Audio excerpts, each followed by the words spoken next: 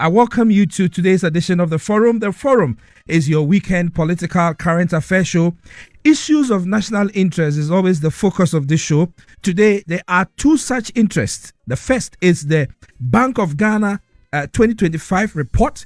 The second has to do with electricity supply in the country, and matters are rising.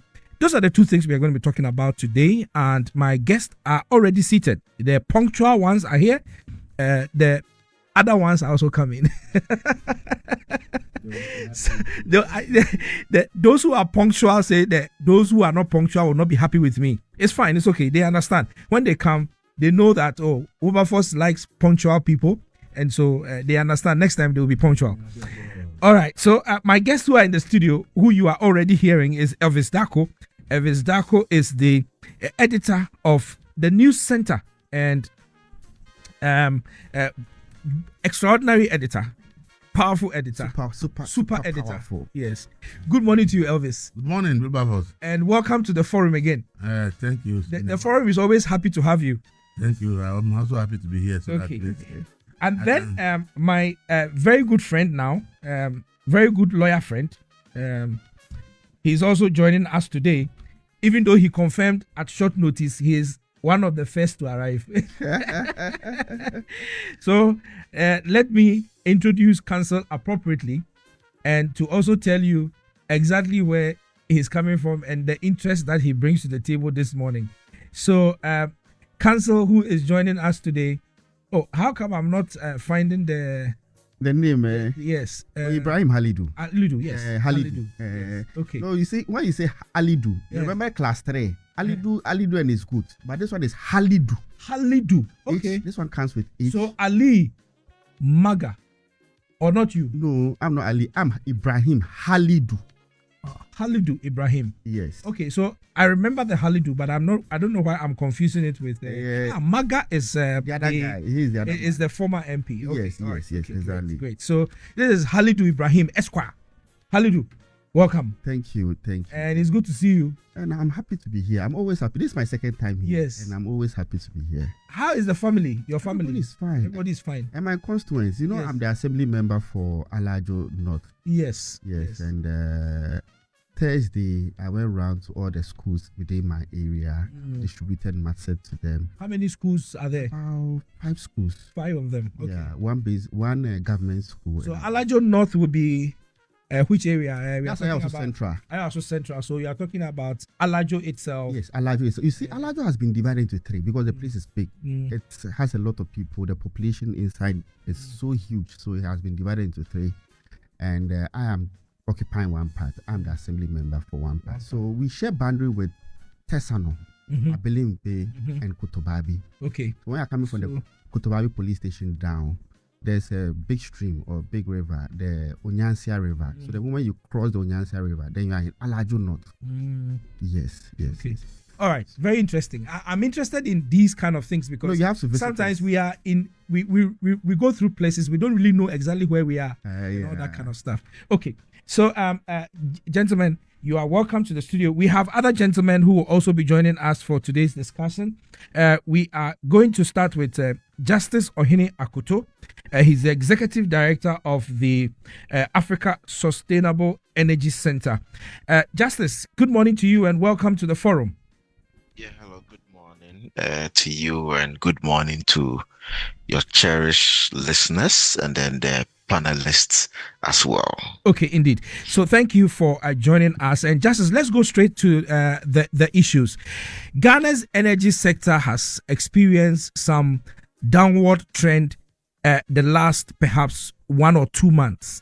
And people have been very worried about it, both people in industry, ordinary consumers. When I say ordinary consumer, I'm talking about domestic consumers and all that. From where you sit as executive director of Africa Sustainable Energy Center, can you paint to us what really is the situation with energy in our country in terms of energy production?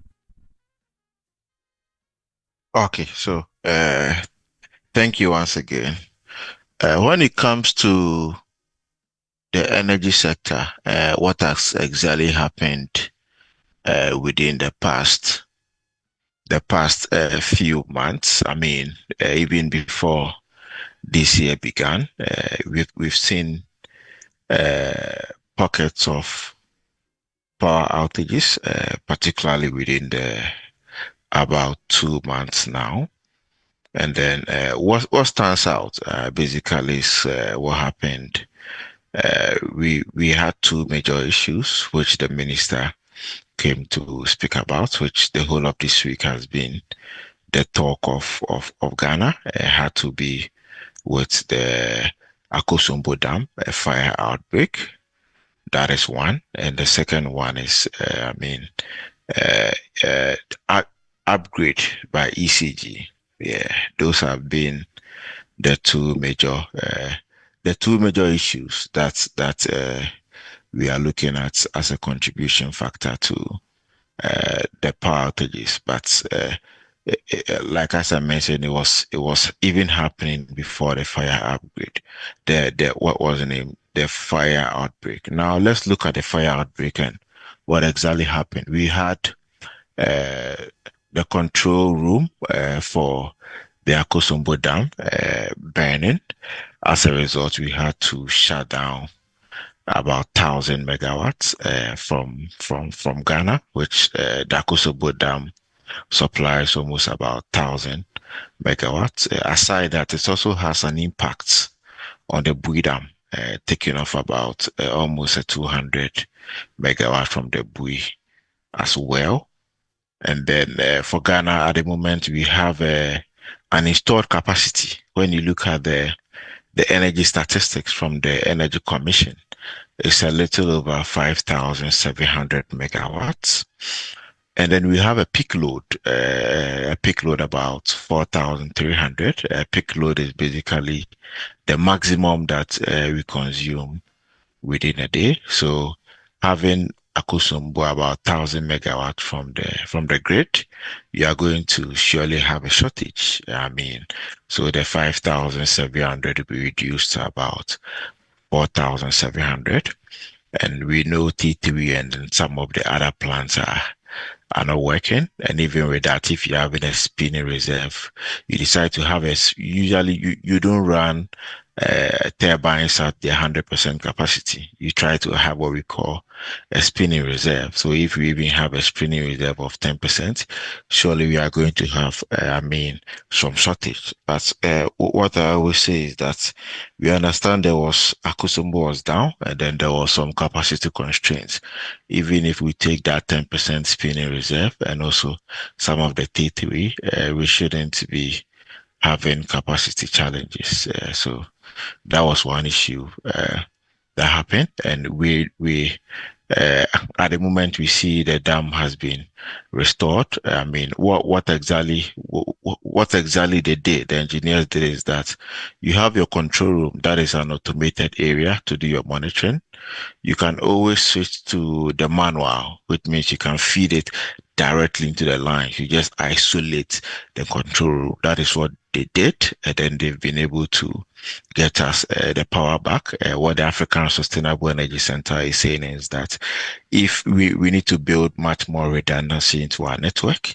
If we had redundancy, I mean, the redundancy is basically an alternate line where you can always fall on when you come into some of these incidents. If we had an alternate line, that would have taken us less than 24 hours to resolve it, rather than looking at taking almost a week before we could break the whole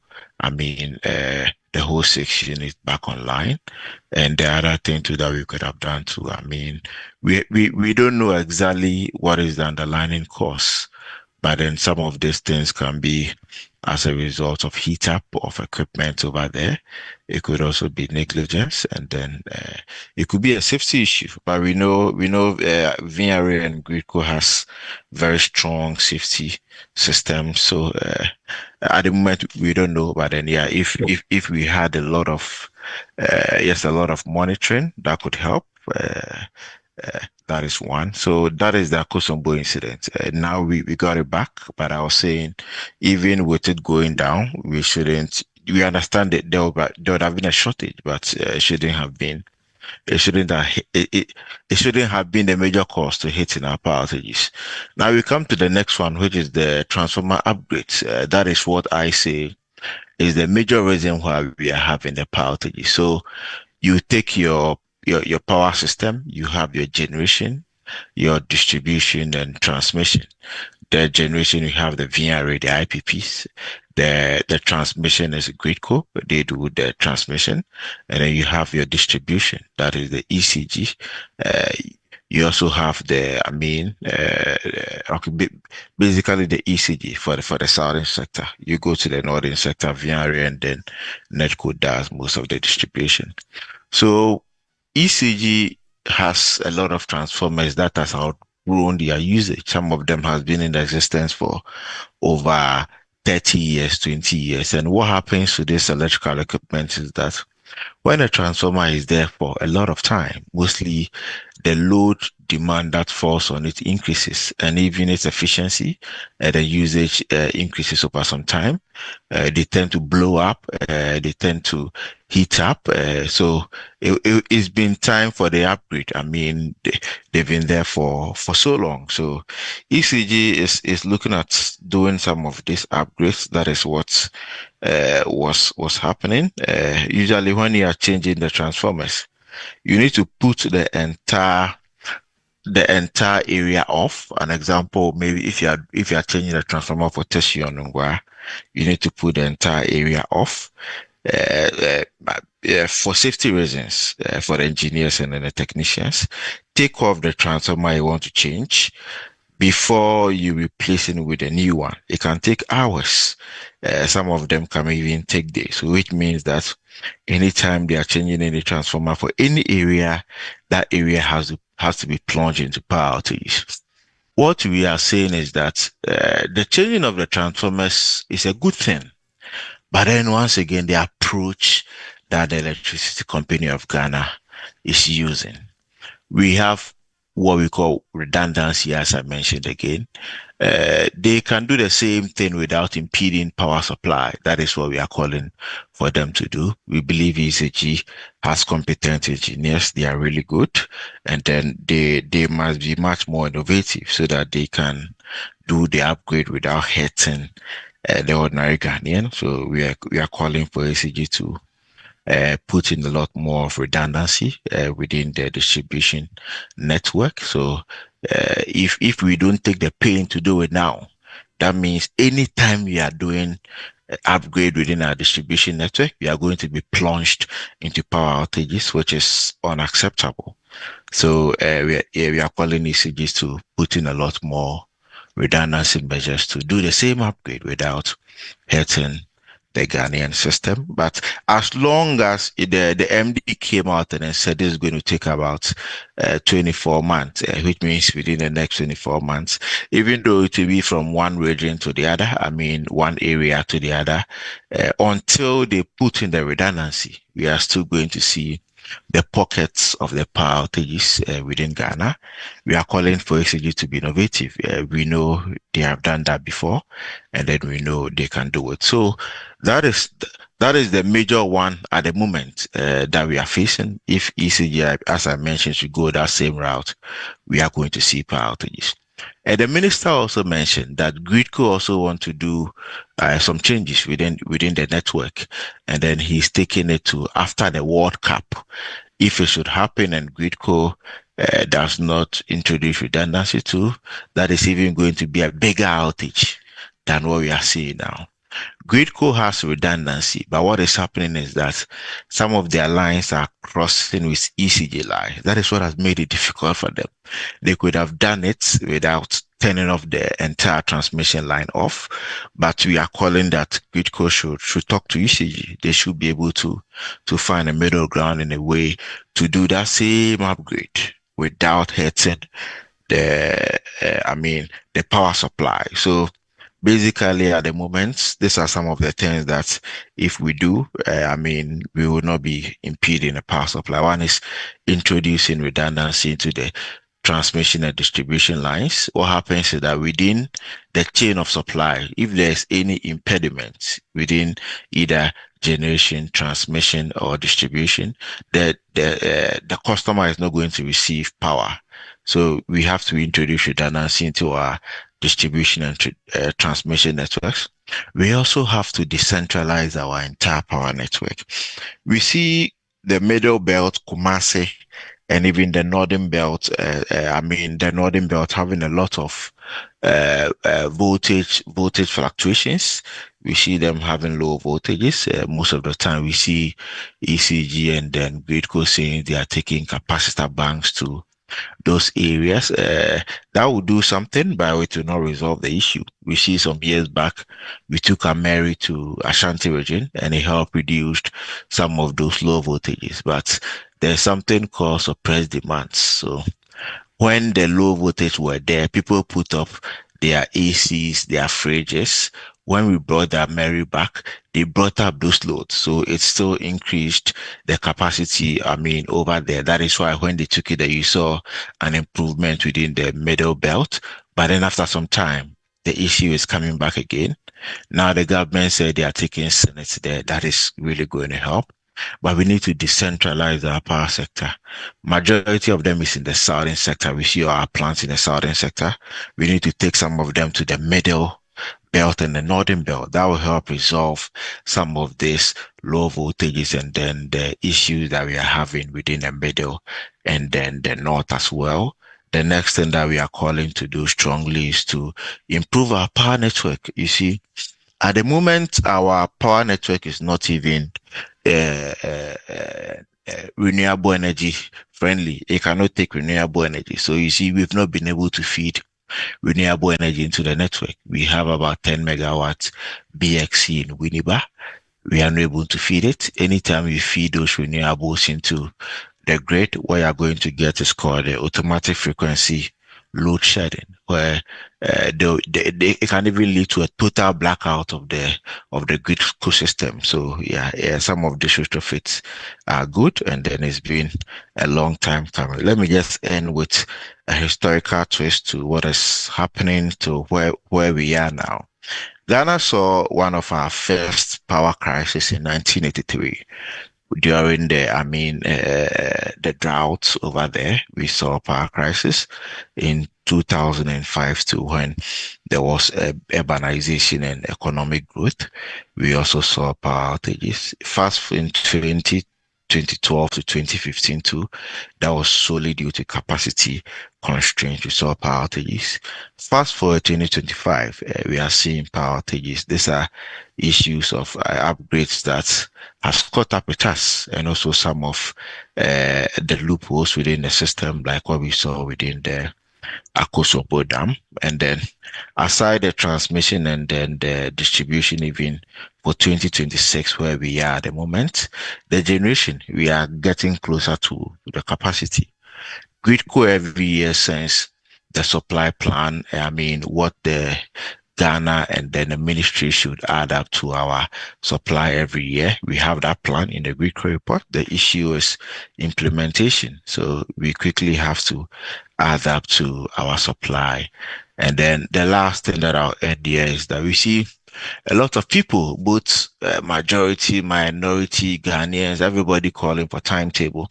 What the African Sustainable Energy Center is saying is that this is not an issue of a timetable. Most of the time we politicize our power sector, but then the politician cannot solve the issue. There is a technocrat who can solve the issue, and they've given the rollout what the government should do. But most of the time we don't follow. We say there are money issues. We are saying that Ghanaians shouldn't be, whoever Ghanaians, any faction shouldn't be thinking about timetable now. In power system reliability and planning, power outages that leads to timetable is the last option. So we have to talk to ECG to consider doing what they are doing without putting our power off. So we should channel our energy to ECG that, hey, you can do your upgrade, but don't turn our power off. there's something called social alliances, and social contracts. ECG should be able to respect that and do the same upgrade without turning our power off. So yeah, this is basically a brief of what is happening. Okay, so that is a whole lecture on issues of electricity in our country. But just before I let you go, from the explanations that you have given, what should the ordinary person expect that going forward from today? Should they expect an improvement in their power supply, or they should still expect that there will be some challenges here and there because of the upgrades that you talk about? So for those in the southern sector, in terms of capacity, we are good. Until ECG is changing a transformer in your area, your power supply should be fairly stable, unless maybe there is a wind blowing or something that is affecting the system, or unless there is an issue with supply from Ghana Gas regarding maybe the burner management system that happened where there was impediment of supply to the gas. So for the southern sector, unless ECG is doing the upgrade within the changes in the transformer, your power supply should be fairly stable. Then the middle belt, Ashanti region, and then the northern region, they should still, until ECG is changed. If ECG is changing those transformers, your power, you should expect erratic power supply. And also the voltage, the low voltages that they were seeing, they will keep seeing them unless we finally send the Senate plant to Ashanti region. That is going to improve some of those power supply. So at the moment, this is what Ghanaians should expect. Indeed. Thank you for your input and analysis on this show. Engineer, we want to thank you.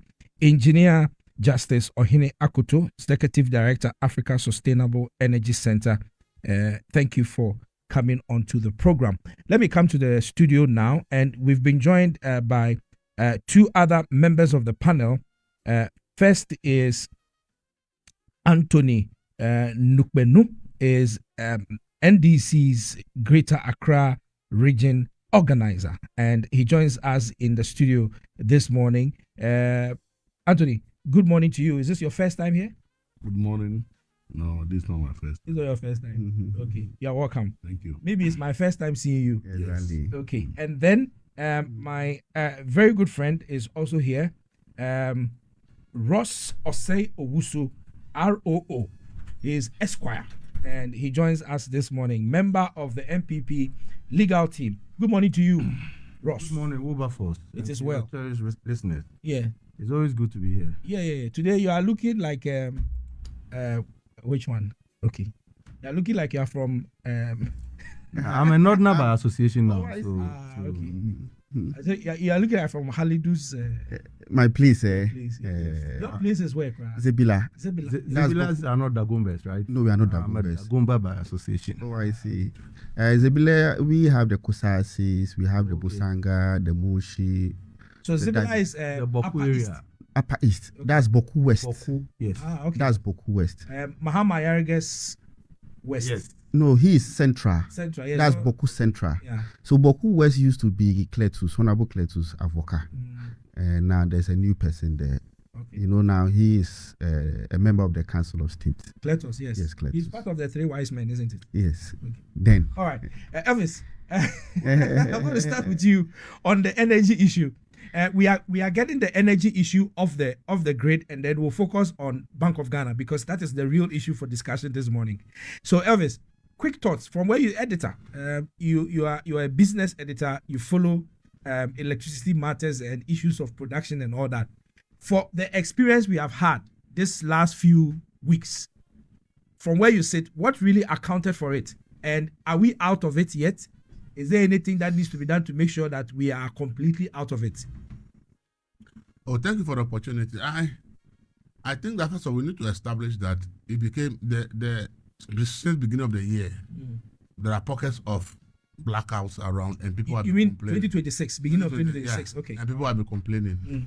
But then the fire at the Gridco station actually exacerbated the situation, and that has resulted in taking off large areas for hours during the day, which got public complaints really, really very, very loud. However, now that we all see that it has been restored, Akosombo has been restored, and therefore, obviously, we've seen significant improvement, though areas will still be having their offs, as it was from the beginning of the year. Truth of the matter we have to look at is that, you see, around this time, thermal power, you cannot get enough because the dry season spell normally affects the not thermal power, hydro. You can't get enough for hydro around this time. Even thermal around this time is difficult to get enough because of the heat. When there's too much heat in the system and the machines are also heating, they can't give you the quantum of power you need when the weather is not hot. So obviously, there are generational deficits, though the dependable capacity that we should have is there. Around this time where we have a lot of heat, the hydro plants normally have water issues. And therefore, as the minister has said, though Akosombo is 1020,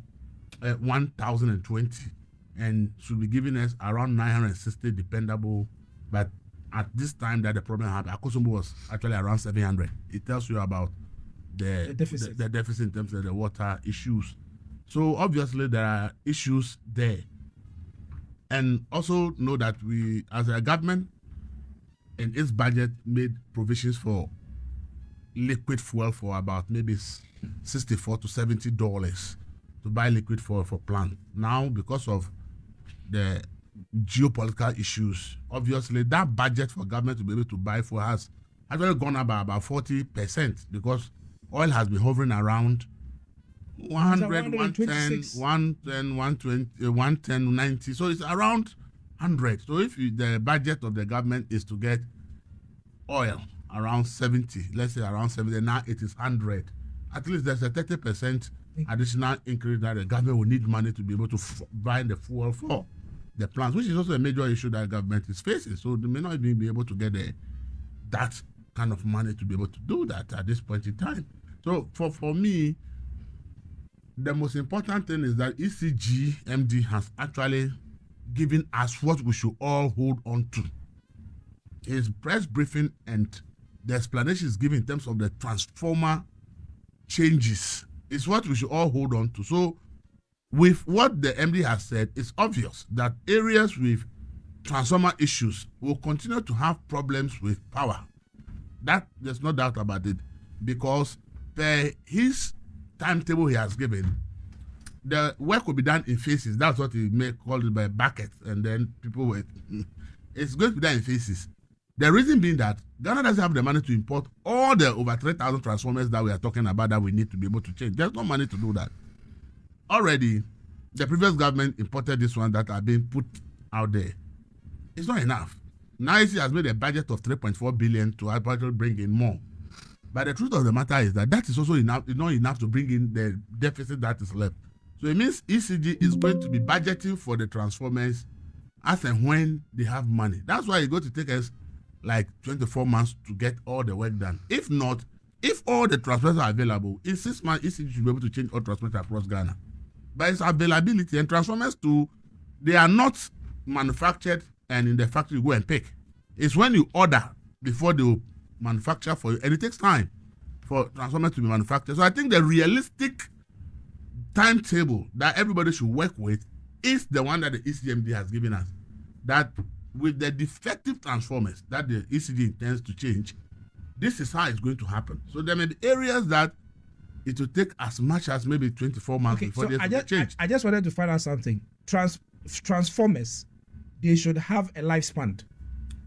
It depends. Yeah, they have. And it also depends upon so many other things. Okay. So I'm just assuming that, let's say you get a transformer and the transformer have a lifespan of 3 years or 4 years. Yes.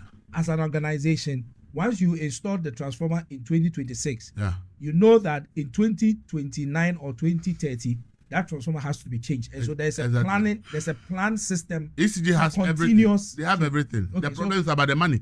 Okay. So the problem is about money. There's a continuous plan, but there's no money to finance it. ECG Agriculture have all the plans.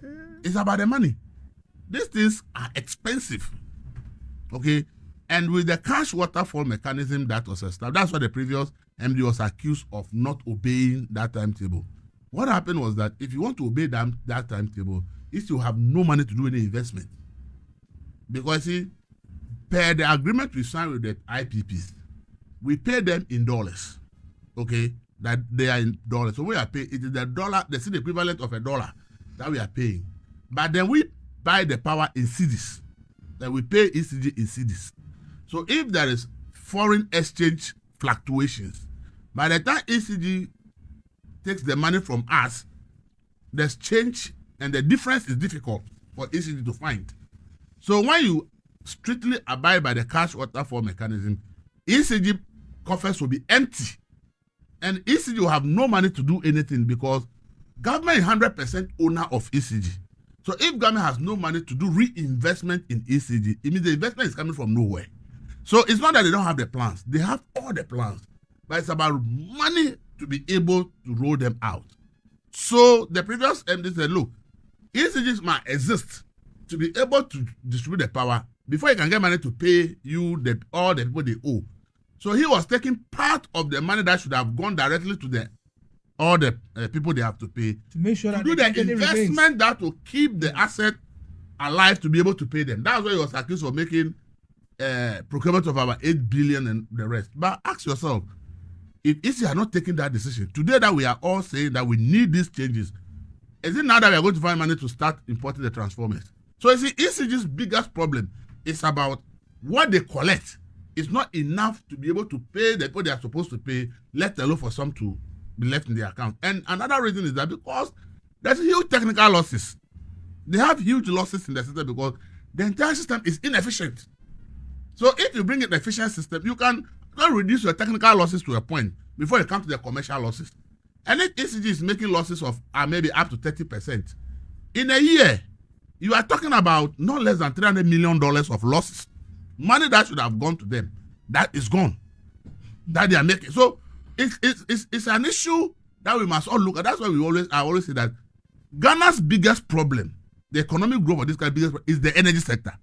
Until we find a proper solution that makes all actors in the sector efficient and they are operating efficiently, it will be difficult for us to make anything meaningful out of last point our from economy. you before I come to Halidu. The energy levy that we introduced, to what extent was it supposed to help in dealing with these issues you are raising? This energy levy. The point is, I see this. That's what I'm saying. Until we make it efficient, we can. ECG and they will tell you. And annually, you need 1.2 billion to buy liquid fuel. That is for the thermal plant. That 1.2 billion, until this government came to office, is not even factored into the tariffs that we pay. So it means that money is outside tariffs. You have to go and look for it and buy fuel for the plants. Where is the $1.2 billion going to come from when it's not factored into tariffs? So as part of a strategy to make sure that they close their deficit, they brought the 1 cedi. So the 1 cedi per the calculation at the time, if they are able to collect all and the consumption, fuel consumption, did not go below last year's consumption by number of the billions of liters that we consume. If we consume same, they should be able to make about 5.7 billion cedis. That is just about half of the money you even need just to buy the liquid fuel. Not to replace anything, just the liquid fuel. That is what you need. So, if not for that money, I can tell you would have been more in doom some more than this. Because really, the government is broke. As Minister Tufosi has told us, even paying salaries, we have to go and borrow 17 billion. So, there's no money in the government system. There's no money. So, if they are not introduced the 1 cedi levy, the challenge will be that you would find it difficult to raise money to buy fuel for the thermal plants. And so long as you cannot buy fuel for them, they can't generate, because per the IPP agreement we signed, we as a country committed that we are the one who will supply fuel to them. So if there's no money to supply fuel, it's not the fault of the plant that is not working, but the fault of government for not being able to supply the fuel. So the 1 cedi fuel, everybody must understand that if we are still having the lights on to a certain level, it's because we have the 1 cedi fuel money. The reason being that while the previous government would be borrowing largely to be able to do these things, this government had decided that they don't want to go too much into borrowing. So they want to generate the income to be able to do these things. As President Mama said about 3 weeks ago. Energy sector debt alone, debt in the sector that has been paid in 9 years is $8 billion. Those debts are not coming from the revenue. They are actually debts that you have to pay that is not what you are generating or using to pay. So there are critical issues in the sector that if we don't sit down as a country and try to fix the issues in the energy sector and make sure that each player is operating efficiently for nothing at all, breaking even, then our economy will struggle to make any progress, because you will now be spending so much money to ensure that the light is on, but those monies are coming from borrowing because it's not being money generated from the sector. So the 1 cedi levy was a smart move, because yes, at that time, because of the drop in the dollar and the rest, at least it would make sense to add it to it so that you can actually reduce your fuel cost a little. Because if you are able to get 5.7 billion at the end of the day, that is half of the cost. That's half of the cost of the 1.2 billion that you needed to get in liquid fuel, which have never been factored into our tariffs. So it means that it is money that government must go and find and buy fuel, because it's not coming from the tariffs we are paying. So there are so many issues in the sector that no matter what we do, if we don't really take the difficult decisions and resolve them, we'll just be going back, forth. It will be the same, because you generate the money or you go and look for a loan and pay energy sector there because you don't want doomsday to come. Yeah. And then where do you get them? You have to go and borrow. Okay. So we have a serious issue in the energy sector. Elvis has a lot of information. Okay, let me come to you, Halidu, and to pick your thoughts. Your government is obviously the one facing the taking all the shocks, and it is because of previous commentary on the previous administration, and so it's like, we will not spare you because you didn't spare somebody else. But give us your views on this energy thing. It looks like there's some kind of respite, but the danger still persists, at least from the picture that has been painted by Elvis and Justice, the engineer. Well, thank you. I'm one person. I don't like to politicize this energy or power issue. I'm saying this because when you look at our generational mix, we are talking about hydro, and hydro, we are looking at B power, we are looking at Akosombo. Then we look at thermal, we have a number of them dotted across Car Power, Sonia Sogli and co. And currently we are also having some renewables in addition. And the major problem has been investment in the sense that if every government should invest in the power sector, just like the way NDC has been investing, I don't think we would have gotten to this point. Let's look at the issue of transformers. Currently, about 3,000 of them are down. My area, before this fire outbreak that happened around Akosombo, at the Akosombo substation, almost every 2 to 3 days, we experience power outages. And I'm in constant contact with the ECG, the district office, that is the Roman Ridge. And it's simply because of the transformer. These are old transformers. These are transformers that were procured long ago. Their capacity, let's assume about 100 houses is to a capacity, to a transformer. Now, the population has grown, or it has outgrown the capacity. So now you have about 1,000 houses depending on these transformers. So it means that once in a while, the power will trip. The lights will go off. So I believe if we had invested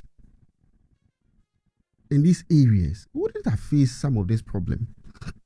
So I'm happy the ECG boss had come out to say that they have some in stock and they are trying to replace the old transformers. They are also trying to procure some transformers. And as Elvis said, these transformers, you need to pre-order them. It's not as if they are there, you just go for them. And even when you purchase them, look at the process it has to go. The procurement processes they have to go through. So for me, as a nation, let's not politicize the energy sector. Let's try our best to invest in the energy sector. let's all come together as a nation, invest in this area. And for me, Dumso doesn't know NDC, it doesn't know MPP. Really do. We all face it. For me, all of us, we face it. When the light goes off in my area, whether you are NDC person or you are MPP person, or, it affects you. My TV is off. My TV, because of the low outages, went off. My air condition went off. It didn't care whether I'm an NDC person or not. It affected everybody. So I think as a country, we need to come together and see how best we can resolve this issue. So some people say that the energy sector has been over politicized already, and sometimes it looks like your party, the NDC, is the one that is on the high side when it comes to the politicization of the sector. So the call for depoliticization coming from a member of the NDC appears to be rich to this man.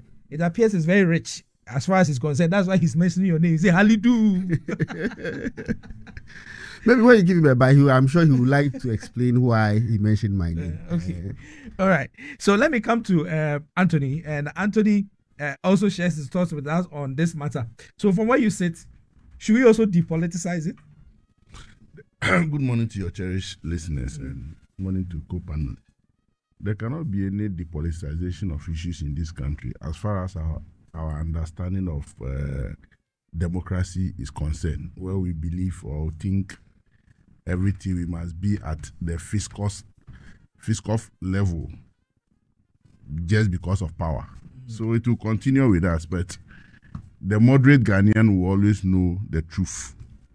So be it power, be it education, be it water, be it security, we'll continue to play our political gimmick. But the facts are always staring in our faces. The facts will speak for itself. Yes. And it will stare in our faces when we have the driving seat. So for me, where we are today is not about over politicization or whatever. All of us knew the fact as political actors, be in opposition, be it in power. But our lack of attending to the issues as and when it comes to the table will drive all of us to the abyss, because over these years, lack of proper maintenance and following the very plans of making sure that the transmitter and the distributor are playing the game as it is, there will be a time that you have these challenges coming to your face, because this, you are working with machines and you are working with technology, you are working with softwares. If you don't attend to it at the right time, when it tripped, it will take you some time to be able to get it done. And at that time, you are throwing a lot of people into certain difficulties.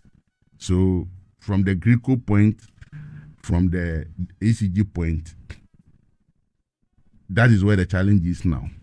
Over some years back, we had a challenge of generation, where the VRAs and the plants that were procured, the technical challenges they had in procuring the VRA was purely a natural cause, water dried down. Today, we all have the fact that the generation is up. So there must be transmission. Mechanisms of transmission are having challenges. BSPs are having serious defects. So there must be a plan to make sure we upgrade the box supply points to be able to hold the power to send to the distributor. The distributor over the years, we all know their attitude towards work has caused ECG a lot of problems in the country. When major players in the sector themselves will go and do bypasses and power will be losing. So if that huge power is going into people's benefit, but the country is losing, how do you get a revenue to be able to fix the system? So you are always depending on a certain amount of money, which is not adequate to even pay your staff, to alone go into what? Investment. Are you getting me? Then those who have come in now, those years that we were young, we know it's only VRA that was supplying power. I get generating power. Now, IPPs will not play the game of VRA, overlooking, government will pay, government will pay. For the private investor, he's into business. So he or she will be on your neck at the time of he or she needing that money, because he must invest to make sure his plants are efficient. Up and running, eh? Are you getting me? When we government to government, it was being done lackadaisically to VRE. We all saw the problem when the retrofit machines were not being retrofitted at the right time, and they got down. Boom! You saw the years it took us. The 97, 98, 99 situation we had. Are you getting me? So if you are a private investor, you've gone to invest heavily into power generation, and you know the consequences of not attending to its maintenance at the right time, you will not sit down for government to hold you without paying you. Are you getting me? Yeah. So these are the major challenges that have confronted, and I think for now we are somehow resolving it due to the 1 CD per liter introduction. So government has that levy been suspended? No. It's No, it's not still there. suspended. No, it So wasn't. that reduction that the president mentioned was No, it's more from about somewhere else. margins of industry. Yes. Margins of It industry. doesn't affect any of the taxes. Okay, all right, So please. some quantum of money is dropping into government checks every month, and we are meeting the IPPs at the right point. Exactly. So generation is really on point. Now, if you supply a transformer of maybe 300 consumers in this locality, and at that time, what sort of houses were we having here? You have a bungalow with huge land with maybe 3 or 4 people. Today, what are we seeing? Skyscrapers. And luxury apartments. A luxury apartment. So over there, I can see something. Over there from where I'm standing, across there, I can see a transformer there. Uh-huh. Can you see it, Halidu? Yes, I can see. Yeah. So it looks like there are 2 of them. Even 2. Yes, and they are supposed to be serving that building. stretch, those- That building. Yes. Okay. So people make arrangements for their own transformers, Of course. so that I they think can over have- the week, I saw some businessmen supplying transformer on their own to some communities based on businesses they do. Yeah, I think in some part in the western region, Okay. buying transformers to get ECG to install, to upgrade the power and all those things. It's also a good. So the ordinary Ghanaian can go and buy his own transformer and let ECG know, and ECG Oh, yeah. also install it before and then bill it. before businessmen were doing. I remember far back Michelle Camp area, there was this block factory owner, Vic Boss. There was no light in that area. She bought her own transformer, ECG fixed, and she was going to do her businesses in those areas though, in the 80s to the 90s. I get it. So people used to do it, but I don't know the modalities now. I get it. So, as I said, a transformer that was feeding maybe 300 households today, with this high-rise buildings coming, you cannot continue depending. So, at the time permits were being given for these buildings to be installed, is ECG saying they don't know? They know because they sit at assembly permitting statutory planning committee. So they know the kind of buildings that are going in areas. So what was their plans? The plans are sitting before them. My brother Every said it's about money issues. The monies that are going down the drain by their own doings. I get me. So for me, whether you politicize it or not, when the reality dawns on us and it hits us, we can be shouting at the rooftop, NDC did this investment, NPP did this investment, to what end?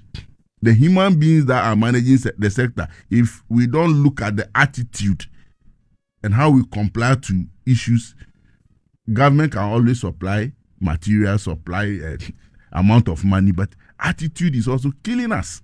So for me, managing directors of ECG, directors of ECG, be it maintenance, whatever, everybody should look at how we plan this country into chaos when power hit us. Look, Sunday, I took the pain to drive around Accra, and I had a heart pain.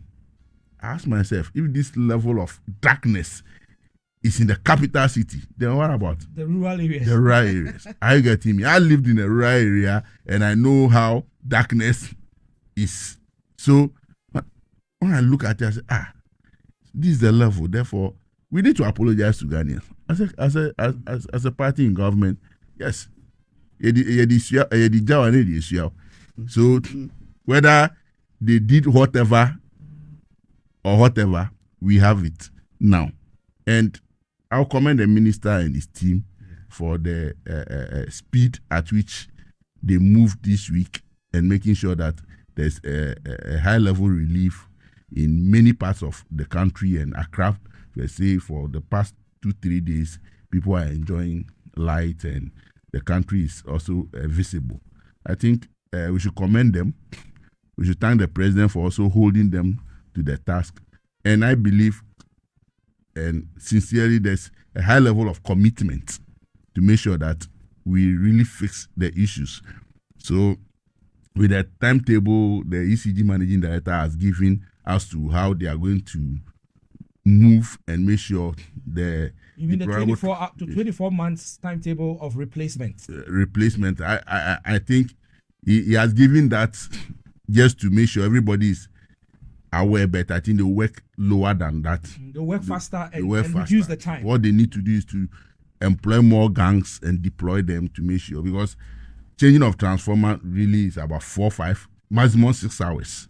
So if the catchment area is aware that today there's work going to be done on your transformer, they know. And if your power is off, you will not.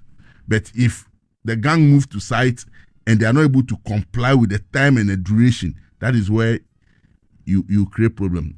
At the time you are removing, if you have other technical issues that you didn't foresee before going to site, you need to let the people know that, okay, we promise you 4 hours because we know it's just changed, but this is what we have met on grounds. Maybe the concrete issues, you need to rebuild the concrete on which the transformer was. So it will not be a 1 day or 2 days job. Because sometimes when you don't change that platform itself and you go and put in on a new transformer, in no time it can also degenerate another issue. And that is what they normally do. And it's not helping us. You've gone to see that this transformer was put on a platform that was built in maybe 30, 40 years ago. There are cracks. There are serious challenges. Get it out.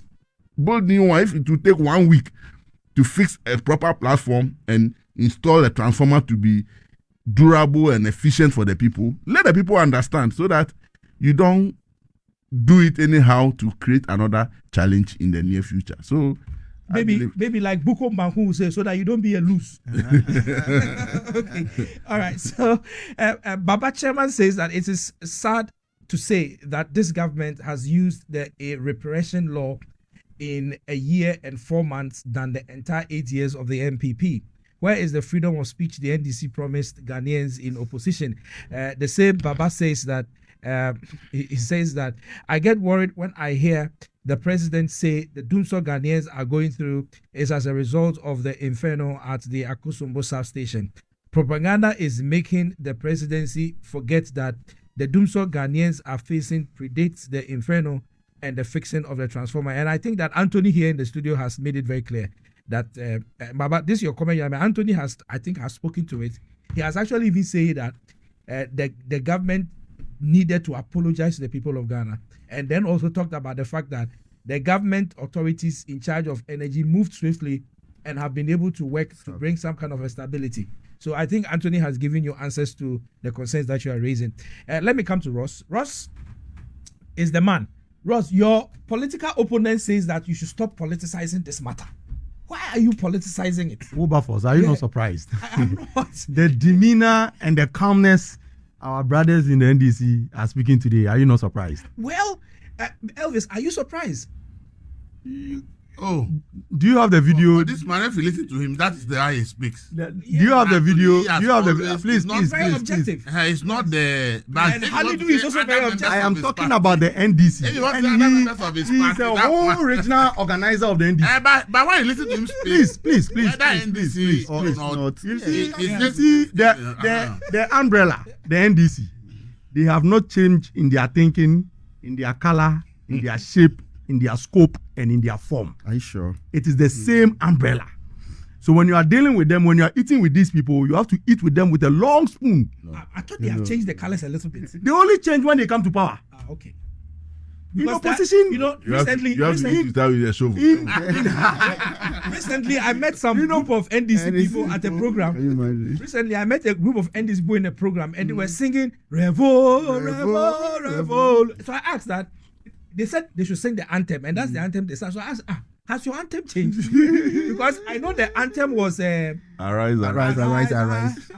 but it said "Revo, Revo, Revo." So I asked, is the anthem changed? It's part of the anthem. They have more than one anthem. They are more than- okay. The anthem has been improved. They have more than one anthem. Wilberforce. Revo is the anthem of the Wilberforce. kids. We are not talking about revolution here. We are talking about Dumso. You see, if you have a very fine stone, please give it to me. And let me go to Nima right now and go and present it to His Excellency Nana Addo Dankwa Akufo-Addo. How that man managed to keep this country and give us electricity for 8 years must be celebrated today. From what we are hearing from our brothers in the NDC today, the man called Nana Addo Dankwa Akufo-Addo needs to be celebrated. By you. By who? Who should celebrate? By all Ghanaians. By you. By all Ghanaians. After we have If invested the man in it. gave us 8 years of electricity, and you in 1 year, 4 months cannot keep the lights on, then the man needs to be celebrated. But what are the issues? The issues are very simple. Anytime you hear there is Dumso in Ghana, you don't need to think far. You should know that some monies are not going to certain quarters that is supposed to go. It's a very simple matter. Because today, when I was coming into the studio, I read a news release from the Minister of Energy saying that the issues that resulted in the Dumso has been solved. So we are expected to have some stable electricity supply. But you heard the ECG boss in the course of the week telling us that this problem is going to persist between 6 months to 24 months. Wilberforce, who are we to believe?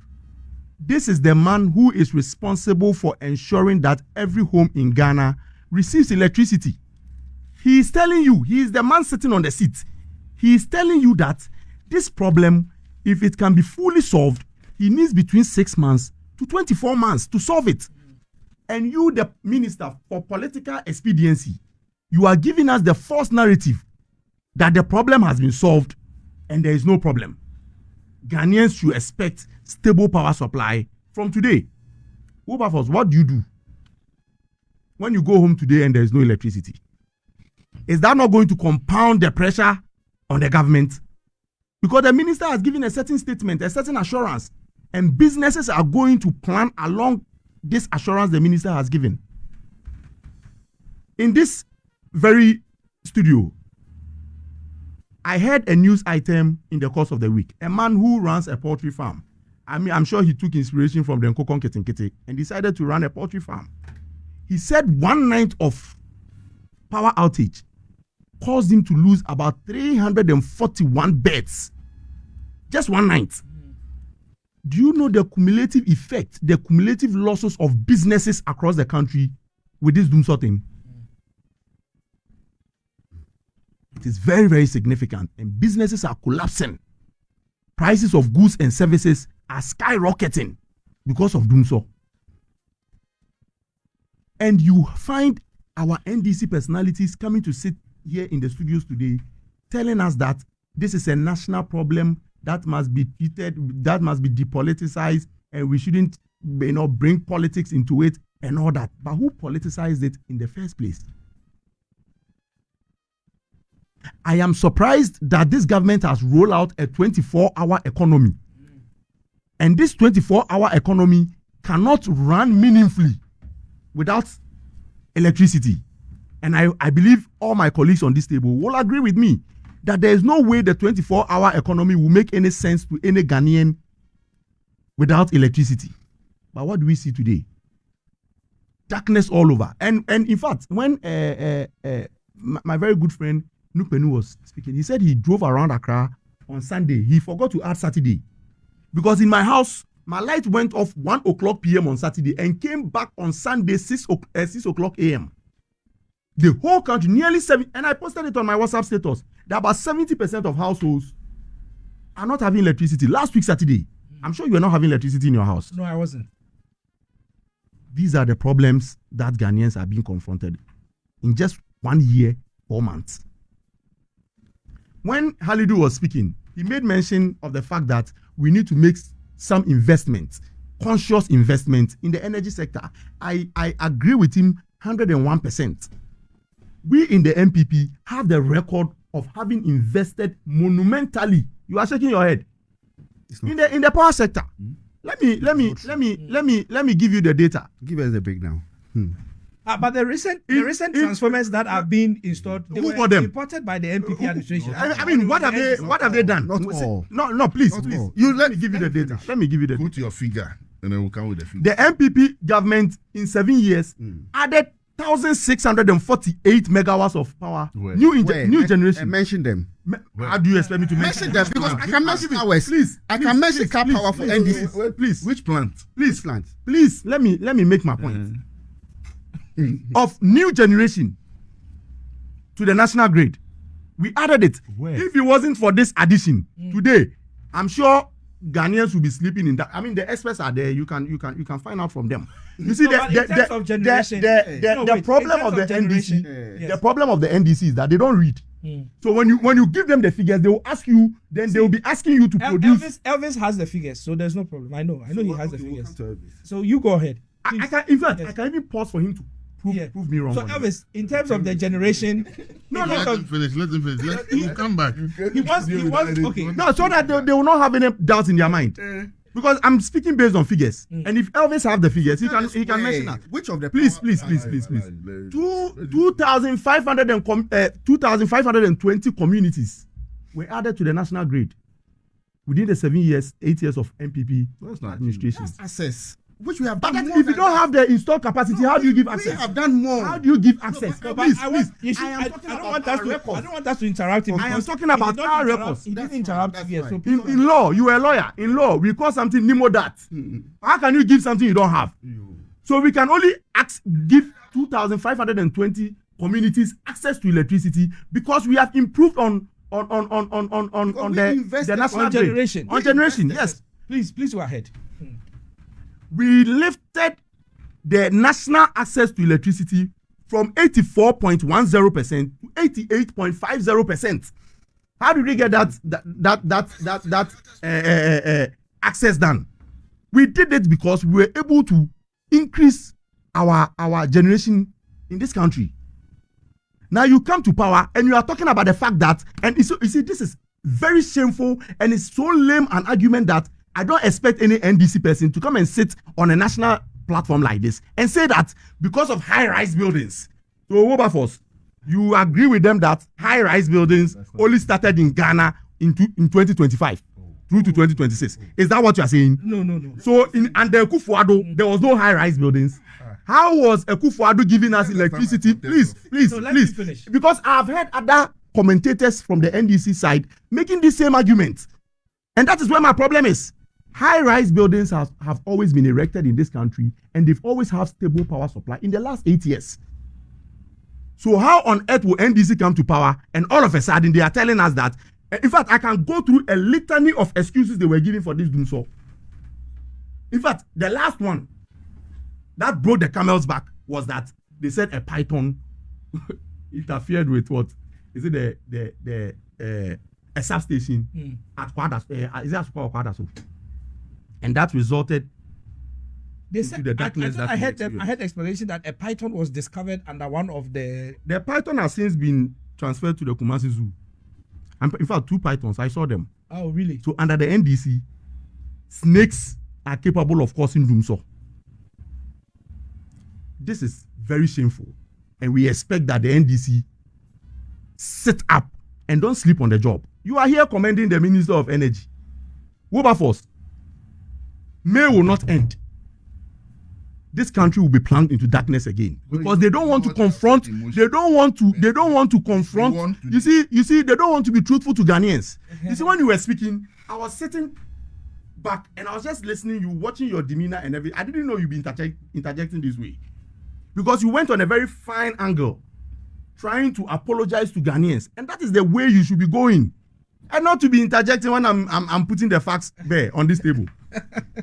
Senior comrade, when you are sharing of a disaster, senior comrade, be one. You see. Let me tell you something. Nana Owusu, Ross, just hold on. Nana Owusu is one of the texters on our show, and he says the MPP constructed a lot of substations, including the new Kaswa one, the Kumasi Energy Plant, the Bui Solar Project, and I think there was another one in the northern part of Ghana, or a couple of them in that region. And that is a comment that Nana Owusu is making. Abdul Basit Mahama says that, okay, so he says that, and I'll come to you, Ross, to continue. The issue of transformer aging and undercapacity is not unique to Ghana. It is global. Electricity transformer fleets are aging rapidly, with an average age approaching 40 years in Europe and the United States. The reasons are the same: rising demand. The difference, however, is that power managers in those countries take data seriously and add load only based on available capacity, not political targets or promises. Even hospitals sometimes declare no beds. So why should ECG or the government continue to connect new load to transformers that are already overstretched?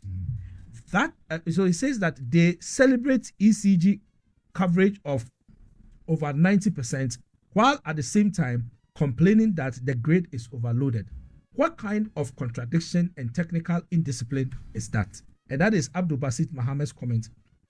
I'll read other comments, but I want Ross to land so that we can transform to the other topic. Yes, Ross, yes. I can see Dr. Donfe. Yes, Dr. Donfe is joining us for the issues of Bank of Ghana. You see, Wilberforce. Under Nana Addo Dankwa Akufo-Addo, Ghana became a net exporter of electricity to other sub-regions, countries in the sub-regions, in this continent. What has happened in 14 months? You understand? And Wilberforce, you remember under Mahama 1, babies were dying in Kolebu and other hospitals in this country because of this same doomsaw.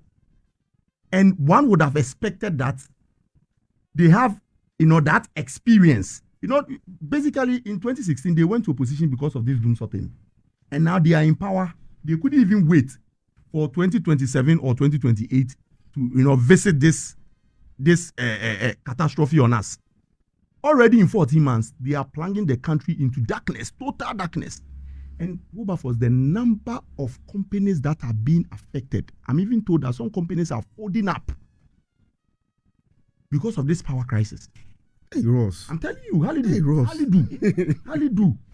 Companies are folding up in this country in this day and age because of power crisis. It's not true.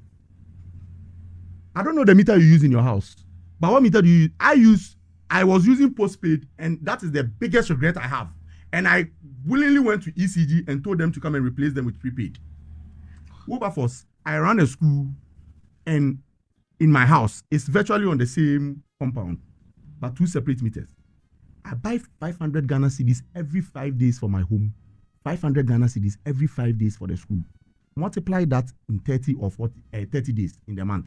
Every 5 days. So it means I'm telling you, and every week. If they doubt me, I think I have some receipt here.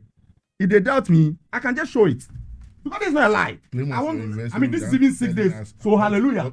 So I even have 6 days, 5 days, 6 days. This one is showing 6 days. Because I'm not lying. I won't come and sit here and lie. For nothing. You don't tell the people what to use. No, but what do I use?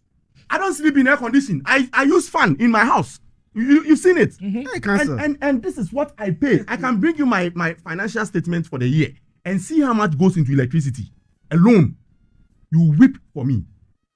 But the surprising thing, my light can go off for 2 days and I'll still pay 500 Ghana cedis within 5 days. Does it sound normal to you? So the point I'm making is that we can all have that conversation that ECG needs to set up. I pay my electricity bill all the time. Wilberforce, you pay yours, and I'm sure every other person here pays their electricity bill. So what is accounting for the losses? They always talk about technical losses, this losses, that losses. What I know is that as a Ghanaian citizen who consumes electricity in my home, I pay for my electricity when the time is due. So all that I want from the electricity company of Ghana is to provide me with electricity. But the problem comes again when the ECG boss is telling you that he will need about 6 months to 24 months to ensure that there is stable power supply. The minister countered that statement and tells you that the power situation has been normalized, and now you are going to enjoy power. Because the work I do without electricity, there is no way I'll be able to run the work I do. Is it the school or the lawyer or the? How do you draft a process as a lawyer if you don't have electricity? If your laptop is off, it's off, exactly. Okay. My man here is working on his laptop. He is using your electricity. See, the charger is connected. The other day we were having a conversation about production. How is it going to work without electricity? So, I mean, for every phase, and you know the heat. He mentioned the issue of the fact that there's a lot of heat wave in the system. So imagine sleeping at night. You go through the day, all the stress, and you want to come and relax, and there's no electricity at home. So I agree 100% that this is a conversation, it's a national conversation that we ought to have and depoliticize it. But NDC shouldn't be the ones telling us to depoliticize. Anthony says that for the politics to continue. But it is Halidu who was saying that we should depoliticize. Anthony says it will continue. To stop. But the problem is that they are the sinners, and they need to repent. They need to tell Ghanaians that they lie their way into power, and now the reality is confronting them, and they promise solemnly that when they go to opposition in 2029, they will not be repeating the same sin.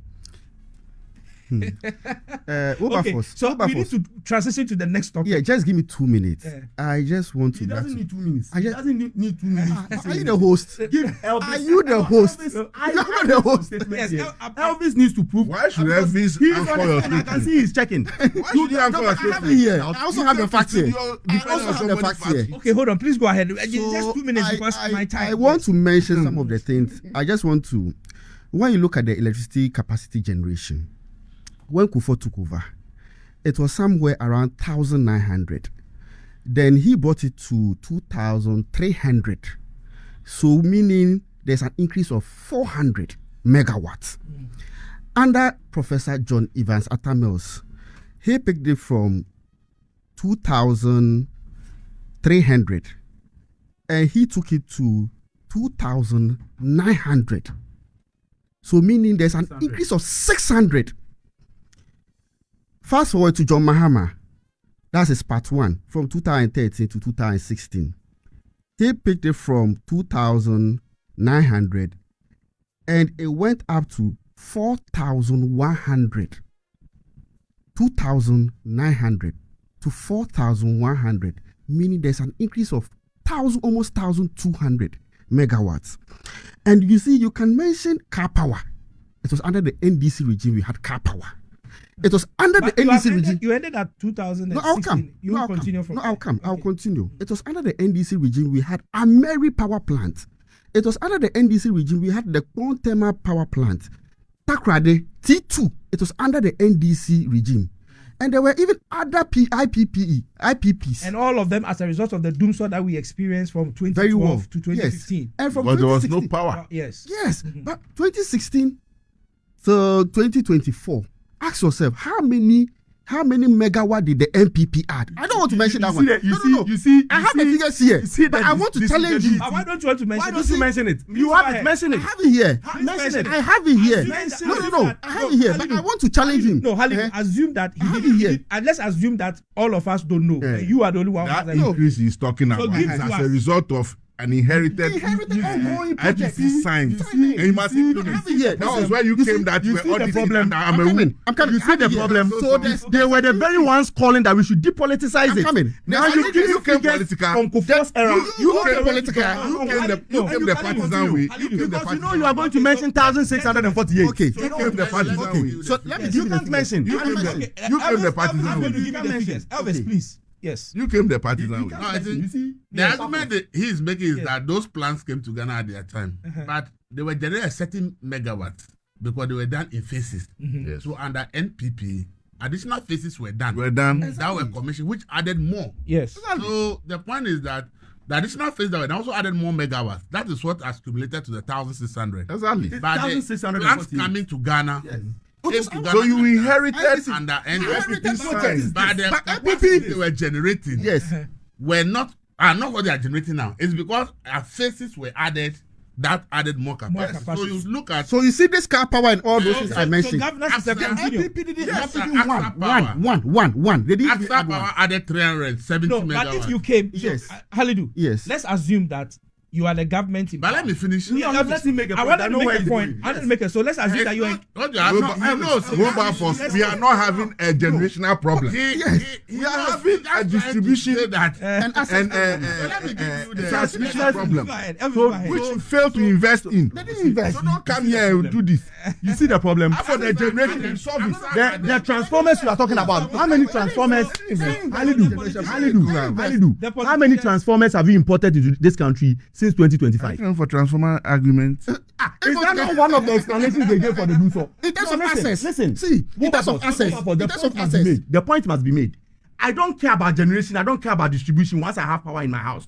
You can't say that. No, hold on. It's because of what you are saying. It's because of what you are saying that transformers really don't matter. That is what you are trying to say. No. You just mention it. You just mention it. For transformer discussion. No, They I will am go telling into you it. that. No.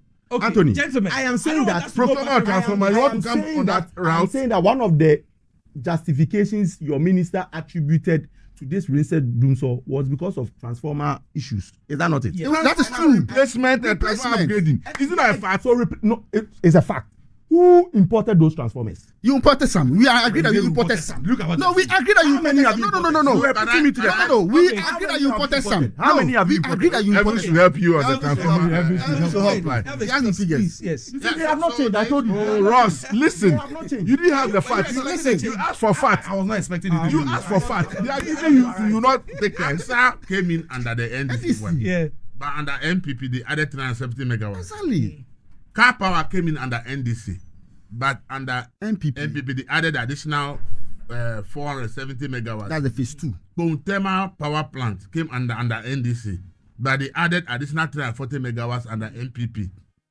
Then Ghana Bridge Power Zero. Plant phase 1. This one is under NPP phase 1. That one added 200 megawatts. Then when you go to the renewable sector, 50 megawatts of solar has been added at the Yendi municipality in the non-region, a place called Galgu. Yeah. 50 50 megawatt megawatt. was Yes, added. I was at there that. when it was commissioned. I was there at that. That was place. under this government. Yes. Kaleo Solar Power Plant, Yes. Upper West Region, phase 1, added 13 megawatts. That one too. I was there when it was commissioned.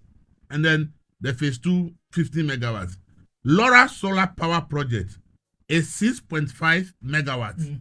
Bui Floating Plant is 1 megawatt, but the total project is going to be 50 megawatts. Yes. But they've done 1 megawatt out of the 50. So these are some of the megawatts added under the NPP. But the only one that you see the plant actually was built under NPP is the bridge power. Yeah.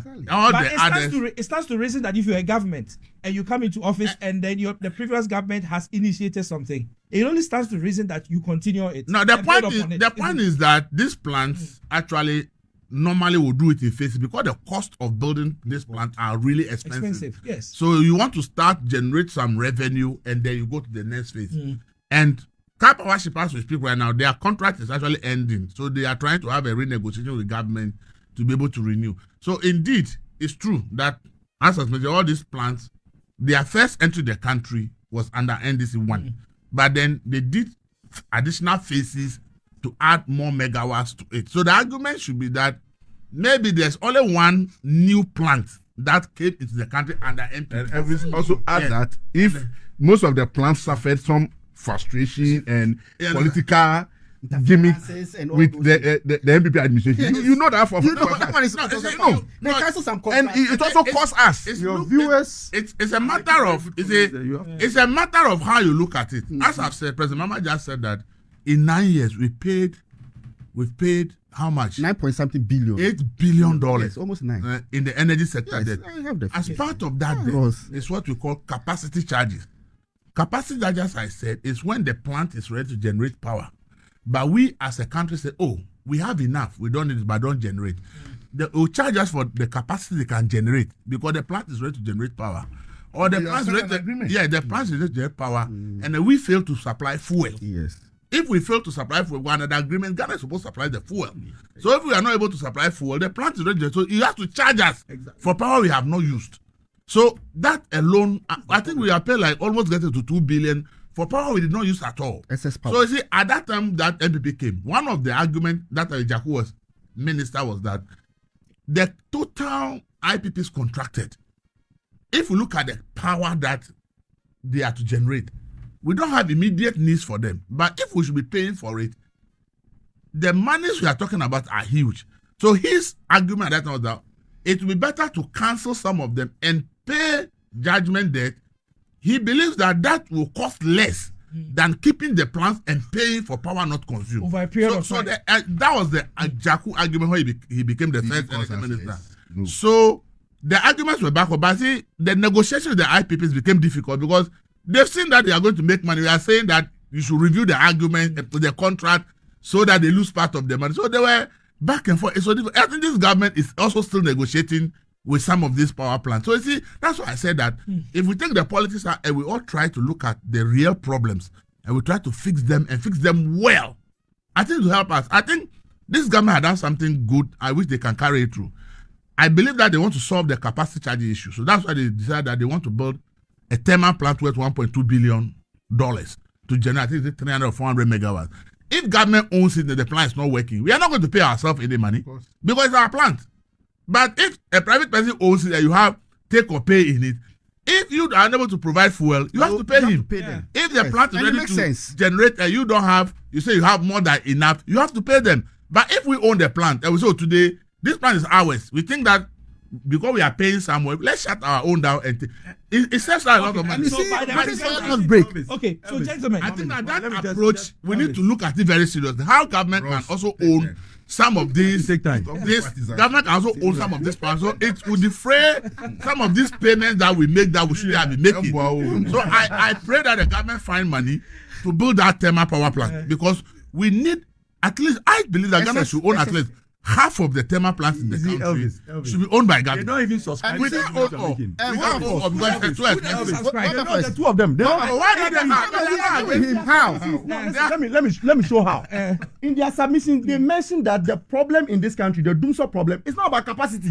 Did you hear them say that? no, he says there's no generation It's problem. about distribution problem. Of course, which is also part. Is it Largely. No, Until recently. It's Until this distribution power problem. outbreak. Until the burning. Until the generation. Generation. Hold on. The distribution problem can be if grid co lines have integrity issues. Yes. Exactly. You may not be able to carry the power. Transmit to the And one of distributor. the reasons Ashanti have problems as we speak is because we have all our generation plants in the south. Yes. And you can't Transmit power them. from it. Oh, it's Now, too Elvis, expensive. Elvis. And sometimes with the least Elvis, problem, if I heard you very the well. lines have problems. What you were talking about, you said government should build its own plant. Is that not what you were saying? Yeah, that's what I'm saying. So that generation, when we don't use it, Yeah, don't because worry. as we speak, so that we don't have to pay for it. Is that capacity not what I'm charges, saying? yes. Exactly.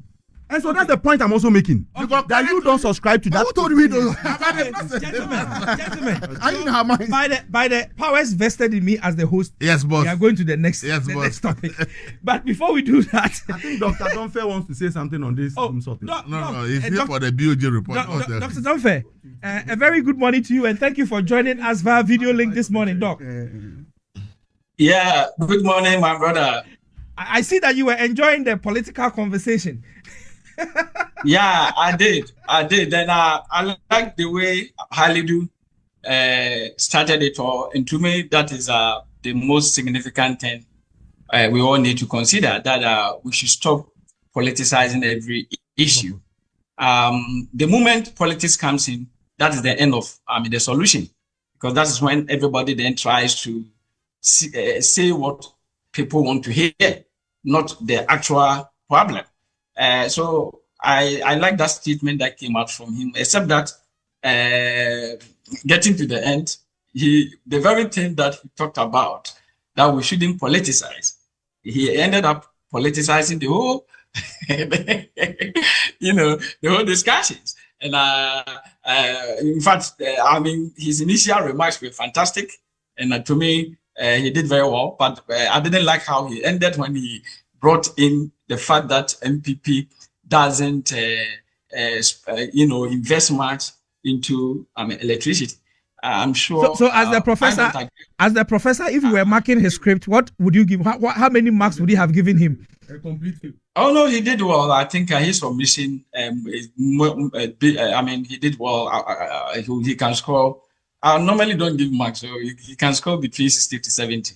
I think he did very well. But I wish we are able to concentrate on the problem and then stop making it political. The moment it becomes political, then it becomes a problem. They were talking about the energy, the installed capacity. And I have different figures. I'm Halidu. I don't know. Sorry if the name is, I'm Halidu, right? I have different figures. And I'm not too sure which of us is, correct. I have a great installed and dependable capacity. The year 2000, the total dependable capacity was 1,358 megawatts. And then this increased to 1,735 at the end of 2008. And it went further to 3,407 at the end of 2016. So he mentioned something like 4,000, and I don't think that is correct. And at the end of 2024, it has increased to 5,211. Yeah, and I can say, and I agree with him, that in terms of installed capacity, NDC did very well, I think better than MPP. And it came because of our experience, especially between 2013 all the way to 2016. It is that experience. So in the midst of that serious doomsday that we've never seen it before in our history, the government then had to find solution. And in trying to find solution, they were looking at it from all angles. One of it, which was increasing the installed capacity. So it wasn't something that was deliberate. It wasn't something that was intentional, that let us spend so much. And I like the other gentleman, what he said, that the one sitting closer to Halidu, that we, as a country, we haven't done enough of investment. We haven't put in much into that sector. I quite agree with him. We always wait until the problem comes, and then we begin to do move here and there to increase the installed capacity or buy, generators, transformers and all that. I don't think that is how a good manager does his things. You need to plan that the population is increasing. And so because of that, definitely the peak demand will go up, for which reason we should do A, B, C today. We know the rate of population at increase. Apart from that, we also know factories are being built. We know we have data of this. So we need to sit down, plan, and then do the investment ahead of time. But if we sit down and then when we ourselves in the problem, and then we begin to invite car power, blah, blah, and then we pride ourselves that we have done well. No, that is not how the manager does his things. And so I agree with him. We have to look at the problem from tomorrow's problem, from today. Try to solutions there. So the solutions today address what is likely to come tomorrow. But if we wait until we find ourselves in the problem, as NDC, the last NDC administration did, and then they started increasing the installed capacity, it wasn't intentional. And as far as I'm concerned, if I were to score, I don't even enter into my grading assessment criteria. Not at all. So, Doc, thank you very much. Now, we are going to transition to the next topic, and this is the approach. So, Elvis is going to give us his understanding of the Bank of Ghana report. Dr. Domfe will also give us his understanding of the Bank of Ghana report. and then after that, I will come round to the table for you also to share your thoughts on it. That's going to be the approach. But before I come to Elvis first on it, and then Dr. Abdon first second, Abdul Basit Mahama says a point of information or correction to justice. The control room or switch yard facility, if you will, in Akosombo, that is the subject of the fire, is not under the control of VRA. It is a GRIDCO manned facility responsible for the evacuation of power generated by the VRA. This operational distinction explains why, in the preliminary assessment of accountability, one CEO is out whilst the other remains unscathed. Okay. So that is Abdul Basit Mahama's message. Kojo Efriye says that he's watching us from Tema Community 2. I hope you have light there. He says that your program is the best political show on radio in the weekend. Thank you, Kojo, for the endorsement. I like it. Okay. Abdul Basit, Baba says that Ghanaians have suddenly come to the conclusion that President Mahama's name is now synonymous to Dumso, and Ghanaians are patiently waiting to punish them come 2028. What Ghanaians are going through is a complete reverse of what was promised us.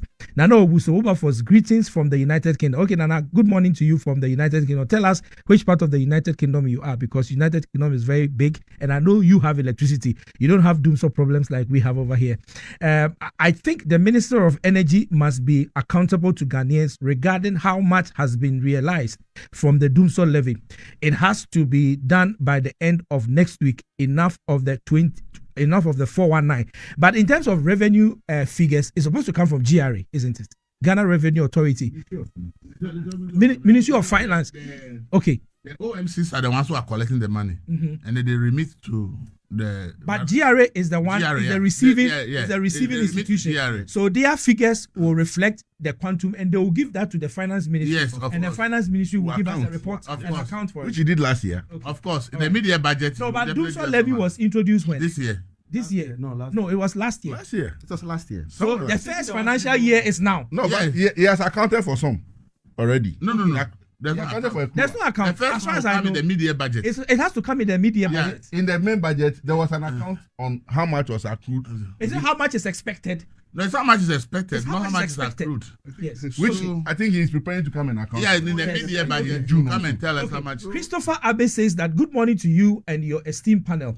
We do too much politics with everything in Ghana. The power issues in Ghana can never be resolved with more thermal plants. Why? It's simple, because we do not have the money for fuel or the gas to fire the plants. The government can easily introduce new law and make solar panels free for every household, whilst the households buy their own batteries. The second thing is to go nuclear. I admit the initial investment in nuclear is high, but over the long term, it is cheaper and brings about massive direct and indirect employment. Anyway, the 24-hour economy thing is just settings and elections winning slogans. And that is Christopher Abe's message. Okay, so yes. No, I have not finished with the messages. Let me finish, and then I'll come to you. The issue of transformers aging and undercapacity is not unique to Ghana. It is global. Electricity, I've read that already. Okay, all right. And then MPP, okay, I've read that also. NDC communicators always appear on programs and peddle tons of falsehood and sometimes get away with it. They are, however, intolerant when their co-panelists are making their submissions. Why? And that is James's message. James is asking Anthony and Halidu that question. Wilberforce, apart from the aging transformers, okay, I think I've read this. Okay, so Christopher, the Dumso is not a John Mahama thing, but the attributes of a third world country thing. The government has to make solar panel free for households, whilst the households buy the batteries. Okay, I think you have repeated this message. No, I think it should say the import duty should be taken off. Buy it free. Why should government go and buy solar panel and distribute people for free? Okay. So James says that when the NDC guy starts giving you data, you need to check because settings is in their Yes. is their hobby. Yes. Upon all their claims of power generation, we are still sleeping in darkness. And then it says that the truth is the truth is anything sleepy John Jinapo. Okay, so it says the truth is anytime sleepy John Jinapo comes near our power plants, we have to be very cautious. Why do you call it minister sleeping? I don't know why he calls it. It's not for Trump. Have you not heard Westins in this country? Trump has been calling Have we Dubai not, sleeping have we Dubai. not heard Westins in this country? Okay, gentlemen. So because of time, Elvis, I'm going to hand over the time to you to tell us what you make of the 2025 financial statement. Is it audited? Is the final? It's audited. Okay, the 2025 audited report of the Bank of Ghana. I just saw that it is 136 pages. Yeah, that's the fully. And you have read all of it? I was able to glance through, but you see, this thing. He's a very dangerous guy.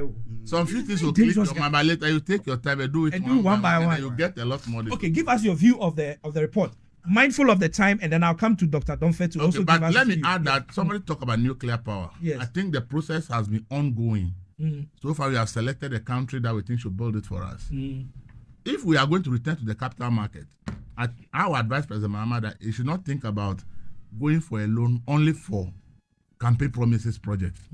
I think if President Mahama take the decision, we are going to go for $4 billion from the capital market and immediately commence the construction of a nuclear power plant in this country for 1,000 megawatts. In the next 4 years, we'll have cheaper electricity, more reliable than the solar and everything people are talking about. So for me, now that the IMF has given the green light that we can go to the capital market, I will suggest to him that if he can consider the power sector as the number one priority and say, I have to go and take 4 billion, we are not using it to do anything, but then we want to start the construction of that thermal power plant for 1,000 megawatts, at least as a start. Are you talking about thermal or nuclear? Nuclear power plant. Which location? They have been identified already. Somewhere in the, I think the western or central region. Yes. It has been done already. The Nuclear Power Authority, If you leave it to me, that should not be an option for us. it's a very good option. Attitude. In fact, there's no country in the world that has developed Without nuclear. that doesn't have a nuclear power Facility. for electricity generation. That is what has been established. That any developed country that you see in the world is because nuclear. Because it's apart from hydro, it's They the are next disciplined. cheapest. We are indisciplined. No. Yeah, no. But of somebody going to even cut violence. No. There's a security in terms of nuclear. The security is 100%. Don't we have, don't joke with it. don't we have security and we are destroying our forests and our rivers? That one because of the International Atomic Energy Agency, the kind of inspections and things they will, and the kind of security they will provide, nobody can. Because you see, You attempt there, you are look, killed. South Africa is what it is because the whole of the Africa they have a nuclear power. So you see, there are things that project development, and until we go through those, we are not going to get it. So let me come to the Bank of Ghana. Yes.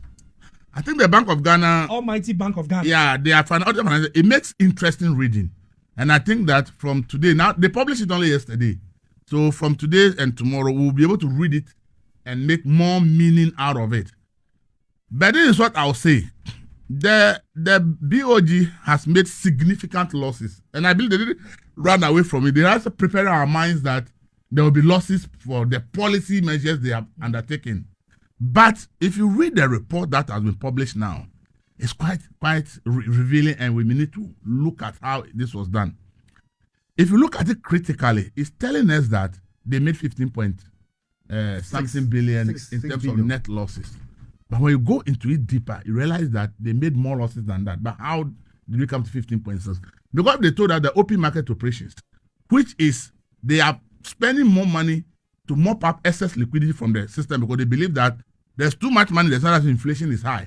And they have withdraw money from the system to bring down inflation. That's what we call open market operation.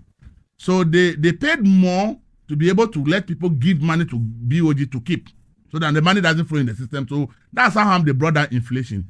They said the cost of doing that alone is 16.7 billion. That's the loss we made. How the money we spent to do that 16.7 billion. So how come we are at 15? And then the trading in gold itself incurred its own losses. So if you put it together, you are looking at about 33 billion in terms of losses plus. But what happened? When you read the report clearly, this is what the report tells us. He said that as at the end of 2024, the total gold that Ghana government has, that they inherited at the current Bank of Ghana, is 981,651.86 ounces. When you convert that ounces into tons, it is 30.53 tons at the end of 2024. What is the value of that gold per the report? The value of that gold in cedi terms is 37.8 billion Ghana cedis per what the Bank of Ghana itself. And which page are you reading now?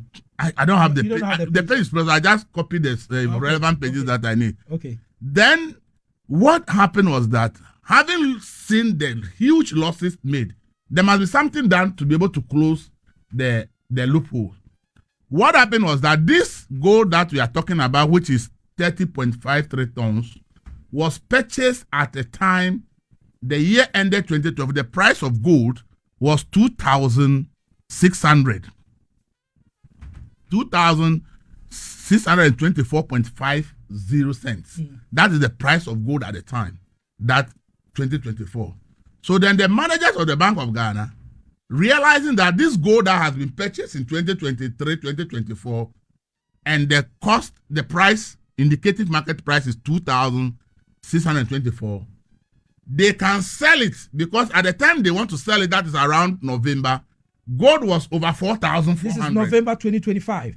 The gold was over 4,400. That's November 2025. Yes. Okay. So what they did is that let's sell that gold, because when we sell that gold, we'll make profit. Because the time they bought it, it was 2,600. But if we sell it at 4,000 plus, we'll make more money. So they took the decision to sell that gold. Per their own figures, they sold 869,915.18 ounces of the gold. When you convert it into tons, it becomes 27.6 tons. So if people say they sold 18 point something, it's not true. They actually sold 27.6 tons of the gold. And that brought in $3.6 billion. Meaning that they were selling the gold at a price of what? 4,400 plus when it was bought at 2,600. So it means that that profit, when they take the cost of buying the gold from the price at which they sold it, the balance is what they net off as income to reduce their losses. Chai. To reduce their losses. Because they are sold the gold they bought 2025, they can't make that much margin because the price had already increased in 2025. Gold went up as much as 60% in 2025. So then they took that smart decision that if they should sell their own that they bought, their current administration bought, they won't make much money to be able to offset the losses. So sell the one that were bought at a lower price. At a lower price of $2,600, sell it at $4,000 plus, and you make a lot of money, and you declare that as an income. So all the value that the gold has added for the 2 years before they sold it came to the tune of about 17 point something billion. So when they added it to the accounting, it reduced the losses to over 30 something billion to the 15.5 billion. So the question is, if that gold had not been in the reserves, how would the Bank of Ghana have recovered these losses it has incurred? This is the question people must ask. So what they did to be able to reduce their losses was to sell the gold they inherited. Because that was bought at 2,600. In effect, you are adding, so if you are adding the 15 billion they have reported and the 17 billion that was you are over 34 billion plus. Or so. Okay. But because they sold it and made that money and they declared it as income, it means that in the net, that's what they call the net losses. It means that when everything you already put it together, it means that your losses has reduced. So the question is, they sold this gold and made profit because it was bought at the time it was 2,600. If they sold the gold they bought last year, it may be different because you can make the argument because the gold they bought last year with gold bought and sold with gold bought, they made a loss of 9 billion. In a year that gold prices have risen by over 60%.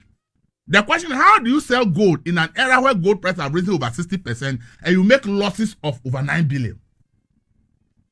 These are questions we must ask. Now, how do you sell gold in a year that gold prices have gone up by over 60% in relation to the trade with the gold board? That is separate from the reserves that they sold.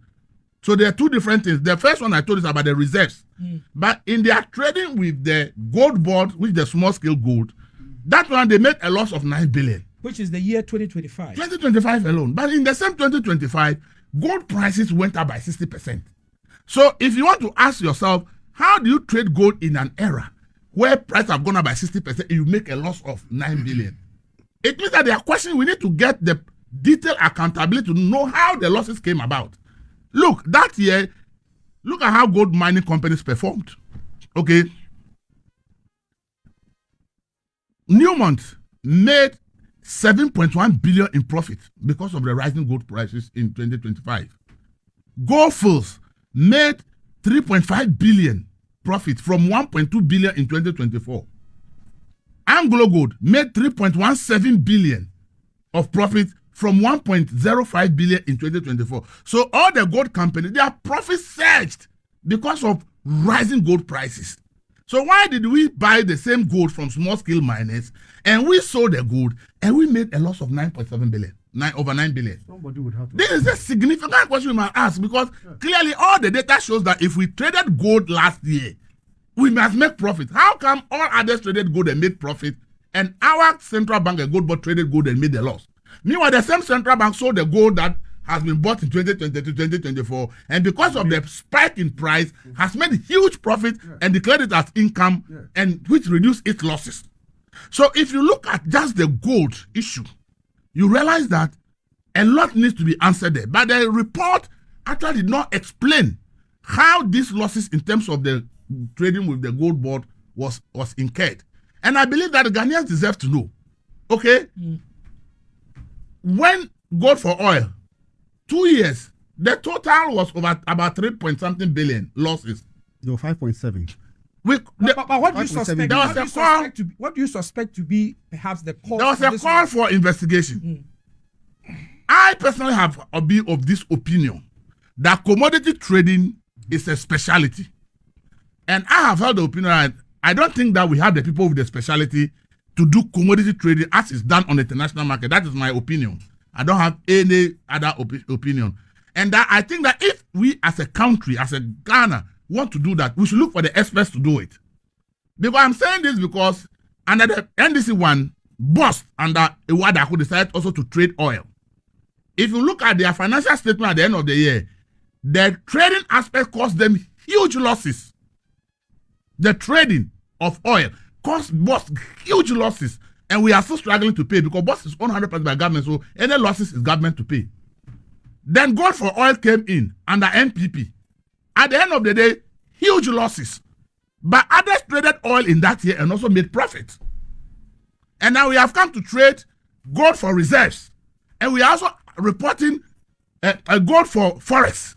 Gold for reserves did not make loss. That's what they sold the premium. But gold for forex, we will buy the small scale gold through gold board and BOG goes to sell. We are also making huge losses. I think that, in my opinion, I think that the people we are putting in charge of trading these things do not have the kind of expertise that will make sure we trade it effectively and make the kind of money we have to make. Because the losses we made from these trades can develop a lot, can look, you can make a lot of development from the losses we have made. We can look at the profit margins of the gold companies I told you, and we sold gold and we say we made losses. So I am of the view that I think gold board, if we are going to continue with gold board, the president must take a decision that we are looking for people with that kind of top-notch skill, ability to read the market and know that at this time we can make money, at this time we make losses. So we will trade if we want to trade. Let's do a proper trading. But what we are doing, we are causing the nation so much harm that under Boss we traded crude oil and we made huge losses. Under NPP we traded oil for gold and we made huge losses. And we have now traded small-scale gold and we made huge losses. In a year that gold prices have gone up by 60%. How does that make sense to me? It doesn't make any sense to me. That's why when Rectron wanted to come in and take over 80, one thing I said, and I said it on radio, was that Rectron is a commodities trading company with huge expertise.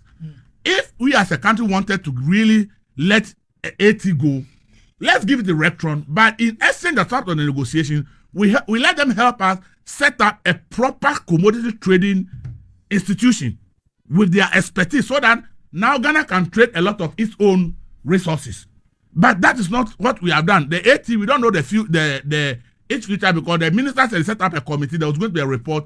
Up to now, nobody knows where the report is. So AT is hanging there. But I saw opportunity that if a company that is in commodities trading and believe that they have to diversify their portfolio, so they are investing in other things, including telecom, and they want to come and take AT, a government that is smart would have said, look, come, the AT we are giving you, that one will give, the commercial rate and everything will give it to you. But then one thing we need, one condition why we will let you have AT is that your expertise in commodities trading, we want you to use it to help Ghana set up its own commodities trading agency that can trade the gold, oil, or anything you want to trade and not make losses but make profit. So I will suggest to government that we should consider that, because if we are saying that Gold Board brought in about 11 billion, right, and it helped the currency, what we should know is that it's the same money that was being recycled.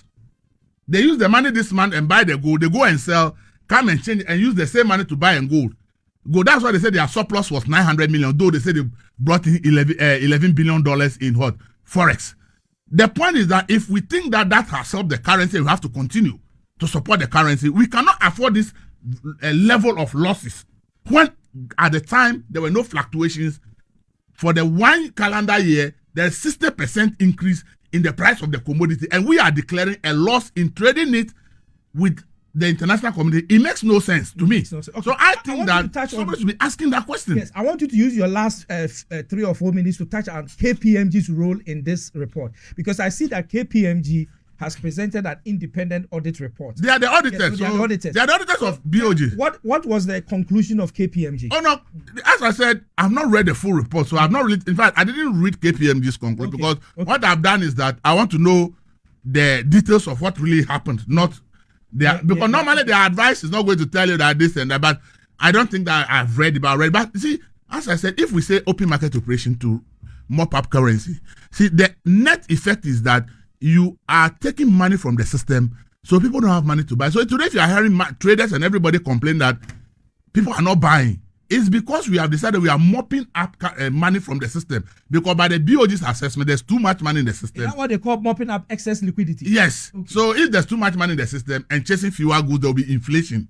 That is economic policy thinkers. So if they come to that conclusion, then they find a means of withdrawing money from the system. But when you withdraw money from the system, you are dampening demand, because it means that you are taking money people should use to go and be buying from them. That there's too much money, you don't want inflation. So you can achieve inflation that is lower. But then you hear traders and everybody saying that there's no money in the system. People are not buying because you mopped up. But the cost of the mop up, how much we spent to be able to actually withdraw that money, cost us 16.7 billion in 1 year. And we are borrowing 70 billion to pay salary. We spent 16.7 billion to withdraw excess liquidity, but we borrow 70 billion to pay salary.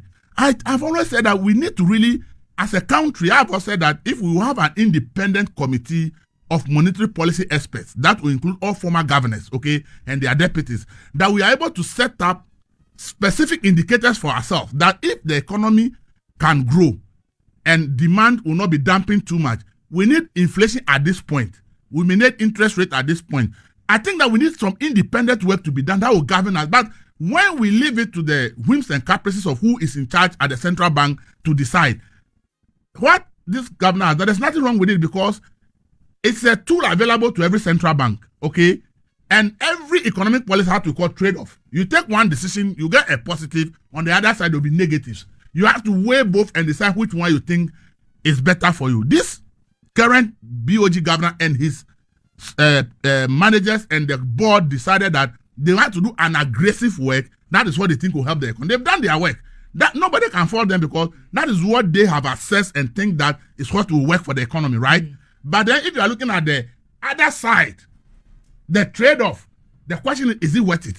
Is it worth it to mop up excess capital when people are complaining there's no money? Or would you prefer rather inflation to be around 10%, where there's some demand, where people say, okay, though the demand is not that bad, at least it's better than going to 3.2, where they are always complaining. The market will always say that they go and sit there the whole day, people are not buying. Is that what we want? So I have always said that we need something that we need call the minimum indicators for country Ghana. When we can say, if inflation is at 10% and lending rate is maybe at 8%, and maybe this is at this at the economy can really move whilst the indicator are also tamed at a certain level. We need to do that, because if we don't do that, every governor comes and will decide that I think I must do it this way. This one will come, and both decisions, whichever one you take, has implications. And the implications come to hit all of us. But if we want to determine a minimum level of indicators and think that if it's at this level, like we do for inflation, plus 8 or minus 2, if we want to achieve single-digit inflation, this is what we want. If we can do for all other indicators, if it's at this level, we can really have an economy that is thriving while there's not too much money in the system, and then industrialization can work and other can work, then it will help. Okay. So because of this thing, you can bring lending rates down. But if there is low demand or there's no demand, the producer or manufacturer will not go and take that loan at low lending rate, because if the person produces and there's people are not buying, nobody will come and buy. How will the person go to the bank to go and take a loan? So if you look at the Bank of Ghana's own earlier report, credit the private sector dropped by 25% in 2025. Though we say lending rates are coming down, which will actually make more businesses want to go and borrow to do production. You can really see, from my view, I think because the business realize that demand for their goods is not moving the way it is. Even if the lending rate is low and they go and collect the money and they produce, who is going to buy it? At what okay, so let me bring in Dr. Domfe and my panel who are here. Relax, don't worry at all. There's breakfast served, so relax. So Professor Domfe or Dr. Domfe, these days you have to be careful of GTech. So Dr. Domfe, Elvis has given us his the editor's view of the Bank of Ghana report. I want your view as a technocrat as far as economics goes. So we are going to be very quiet listening to your lecture the next 10 or so minutes, and then we'll come to the studio. Dr. Domfe, we are totally in your hands. My brother, thank you very much for having me. So I'm Dr. Domfe. Yeah, not professor, I'm Dr. Domfe. And I listened to my brother Elvis, and I followed a number of journalists in the country. He's one of actually very different. He appears to be very, very objective. And you know, if you are not influenced by political interests, you may not be expert in an area, but you speak. You will mimic, of expertise you would have, all of us would have wished to see. I don't know. I think I have Elvis' number. One day, invite my class to teach, because I tell you, I can hardly take it out of what he said. And I mean, he was on point. He's done so well with his initial, talks on the BOG's position, and kudos to Elvis. That's what we want the senior journalists, or if all of them could look at matters from that objective basis, I'm sure Ghana would be very interesting country to live in. Yeah, so that done, let me quickly say that adding to where he ended is over politicization of almost everything. Sometimes as an economist, when I listen to some politicians, I quickly forget about all that I have learned as a student and as a researcher in that particular area, because sometimes they will say something that is very different from what is in the books. But when they talk, it's so convincing that you want to listen to them, except that it doesn't have basis. Let me take us quick back to the 2021 when we ended the year, and Ghana's total debt stock had gone up all the way to $60 billion US. In terms of debt to GDP ratio, we were not doing well. I think about 76 or so percent, meaning we have gone beyond the sustainable level of 70% by West African convergence criteria. And so it became very important that we should do something about our debt situation. And at that moment, what the government sought to do was then to write off, to do domestic, debt exchange. And they did debt restructuring. One of it was even Eurobond. We had at the time borrowed for Eurobond market $13.1 billion. So this billion that we are talking about, 13.1 billion was from that market. And through the restructuring, they unconditionally wrote off $4.7 billion. These are why today the fiscal space is so good and everybody is talking about it. If at the situation at the end of 2021 was there at the time Atufosi became a minister, I mean, we wouldn't see what we are saying. That would have been a different story. And so what happened to our total debt stock? 4.7 billion was knocked out through the debt restructuring. Then you come home. Bank of Ghana government was owing Bank of Ghana over 78 or so billion. And that has been in the debt book for so many years. Ghana government was not paying. And so what the government sought to do was, in order for my books to be clean, let me subject whatever I owe Bank of Ghana to a 50% haircut treatment. And when they did, the bank lost so much, you know.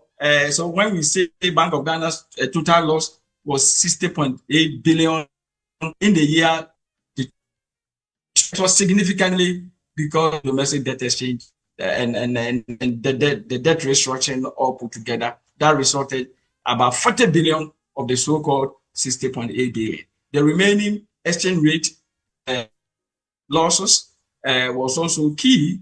We all know at the beginning of the year 2022, $1 went for around 6 cities. Yeah, it went almost 15. The forest were around 15 cities, and so definitely, I mean, we made some losses, exchange rate losses. It was so huge, you know. All those put together is what brought us to the 60. And having the 60 as the loss, we also the equity, Bank of Ghana recorded negative equity of 54 billion. When we say equity, what is it? Equity is equal to total asset of the bank minus liabilities. So asset minus liabilities is the equity. And if you were having negative billion in 2022, it was that you were not in good hands. And if it were a corporate body, I think would have been as being insolvent. But Bank of Ghana, let me say, it's not for commercial purposes. And so I wouldn't describe the bank at the time in the year 2022. So the profit and loss, that is the operating losses, as I said, was 8 billion. And then equity, negative equity was 54 billion. And that was the time we saw the politicians marching to Bank of Ghana requesting that the head of the bank at the time should be sacked or something. I got very angry because we were not fair governor at all. So quickly, I sent a message. One of the students who happened to be, among the lead protesters. I'm talking about Honorable Kujetu, Ablakwa. He was my student, and so this relationship. I sent him a message that if I know it this way, at time people don't want to work this country. You know, because you see, I'm a governor. In my books, Bank of Ghana, Ghana government is owing me. He has to pay me of what I have.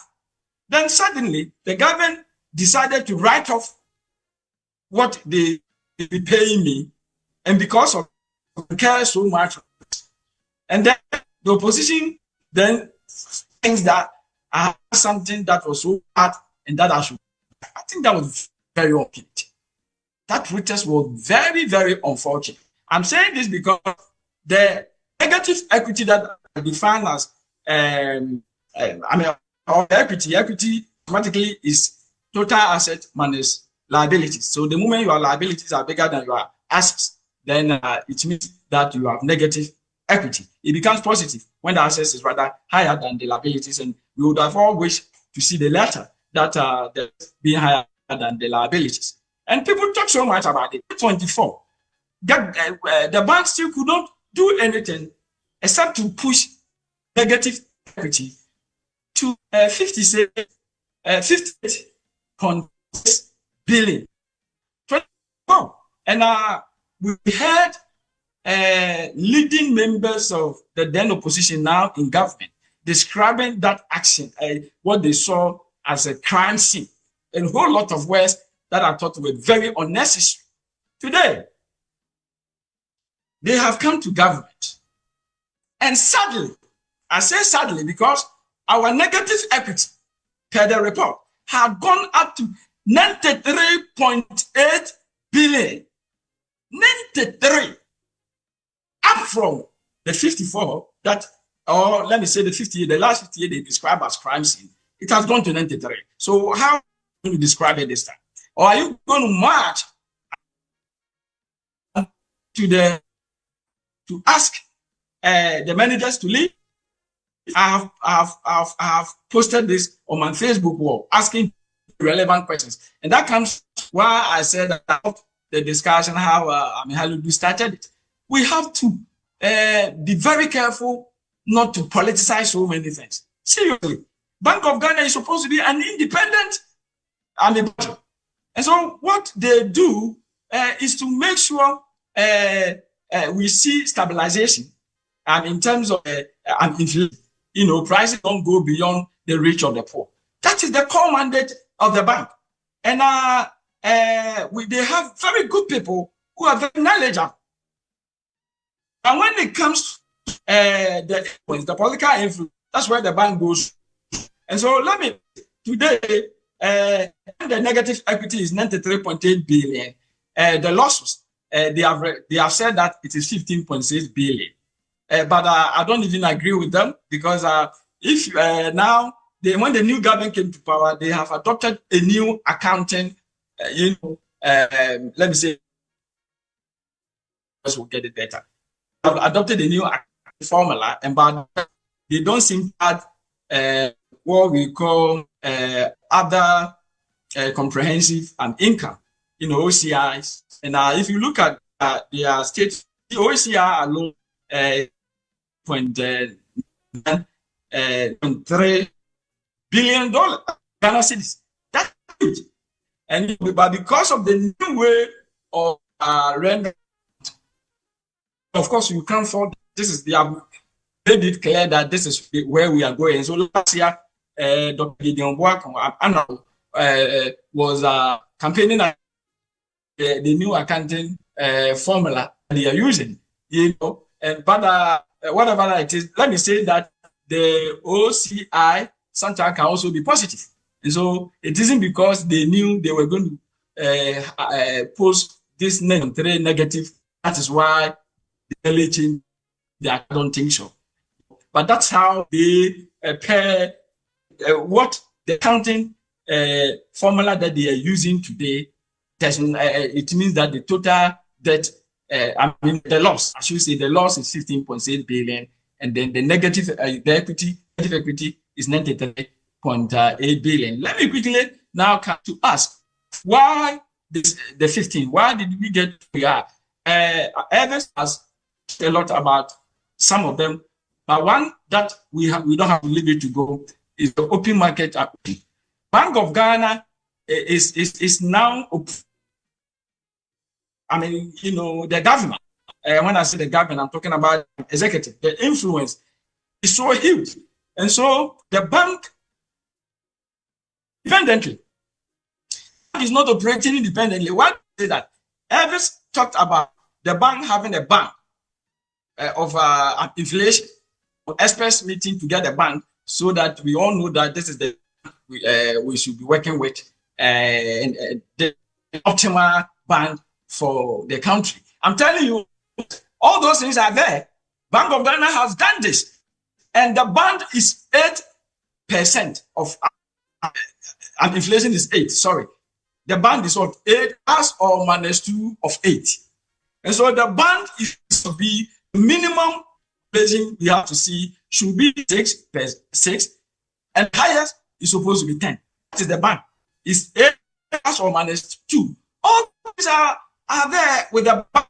And so while they are aggressively, let me use the word aggressive, they are aggressively embarking upon open market operations to, at all costs, bring inflation to zero. I don't know. So because the moment that inflation comes to 3.2, it became a story. And because this is the lowest we have seen since 1985. The politicians love such figures.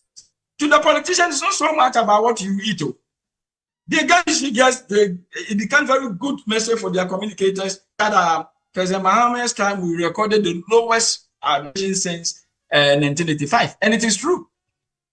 Believe it or not, that is exactly they have gotten a very, but beyond the story, because in doing that, what is open market admission is simply a way of trying to up excess liquidity. Who determine what the excess liquidity? That's where the bank, 8+2, should have pulled the brakes. Because now they are selling the issue, either it is government instruments or the BOJ bills to the commercial banks. And the interest rate was so high that the banks are also out there to make profit. So they also to Bank of Ghana to buy. And in buying, we'll go and pick papers and give the CDs to the bank. And that's how the bank succeeded, sending the monies in the system to the bank. The moment that happens, it reduces the purchasing power of it reduces aggregate demand. And when the aggregate demand comes down, those people who have gone abroad to and they are selling, nobody will buy. When people buy, that is when case go and what? Buy. When you act on aggressive open market operation, number one, you are putting the CD because you reduce for foreign currency. I was also happy to go, they bring the goods, no. So go every 3 months to Japan, China, and wherever. It will take them maybe a whole year to sell what otherwise they showed within to again, for which reason the demand for foreign currencies come down, so your city becomes stronger. So that's part of the reason why city has become stronger. Now, if you take it away from that point, come to the ordinary. If you have money, everybody check goods, and as so many people go to the market to buy, the traders are encouraged to increase prices of their goods because they know that it doesn't matter the increase, people will still come and buy. But when they go to the market and nobody is coming to buy, they are also encouraged to reduce prices. That is when inflation is very high. One way to address is to more taking the excess, when you say liquidity, cash, taking excess cash away from the system. And they did that. When they did that, they had to pay interest to the commercial banks that bought or patronized, those instruments they sold. And that alone, Ghana government, the bank had to record loss of what? 16.7 billion. That is too much. And so I think the bank was not, they were not judicious. They didn't make judicious use of the resources available. If they did, the moment inflation dropped to around 8, and we have the band that is between 6 and 10, at that point, they should have minimized the open market. But you see, quick. This governor is so quick. He was so quick to, and so even though inflation was coming down, they still continuously put this open market there because the issue was not about the cost. But you see, the open market, operation, apart from the fact that it is good, it brings prices down, and that is the main reason why the bank that line also has other negative consequences. One of it is that it reduces aggregate demand. And when aggregate demand goes down, the level of patronage of goods and services goes down. And when that happens, it affects the overall economic growth.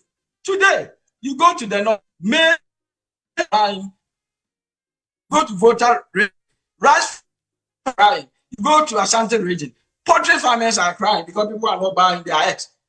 It's not so much we have abundance of those goods.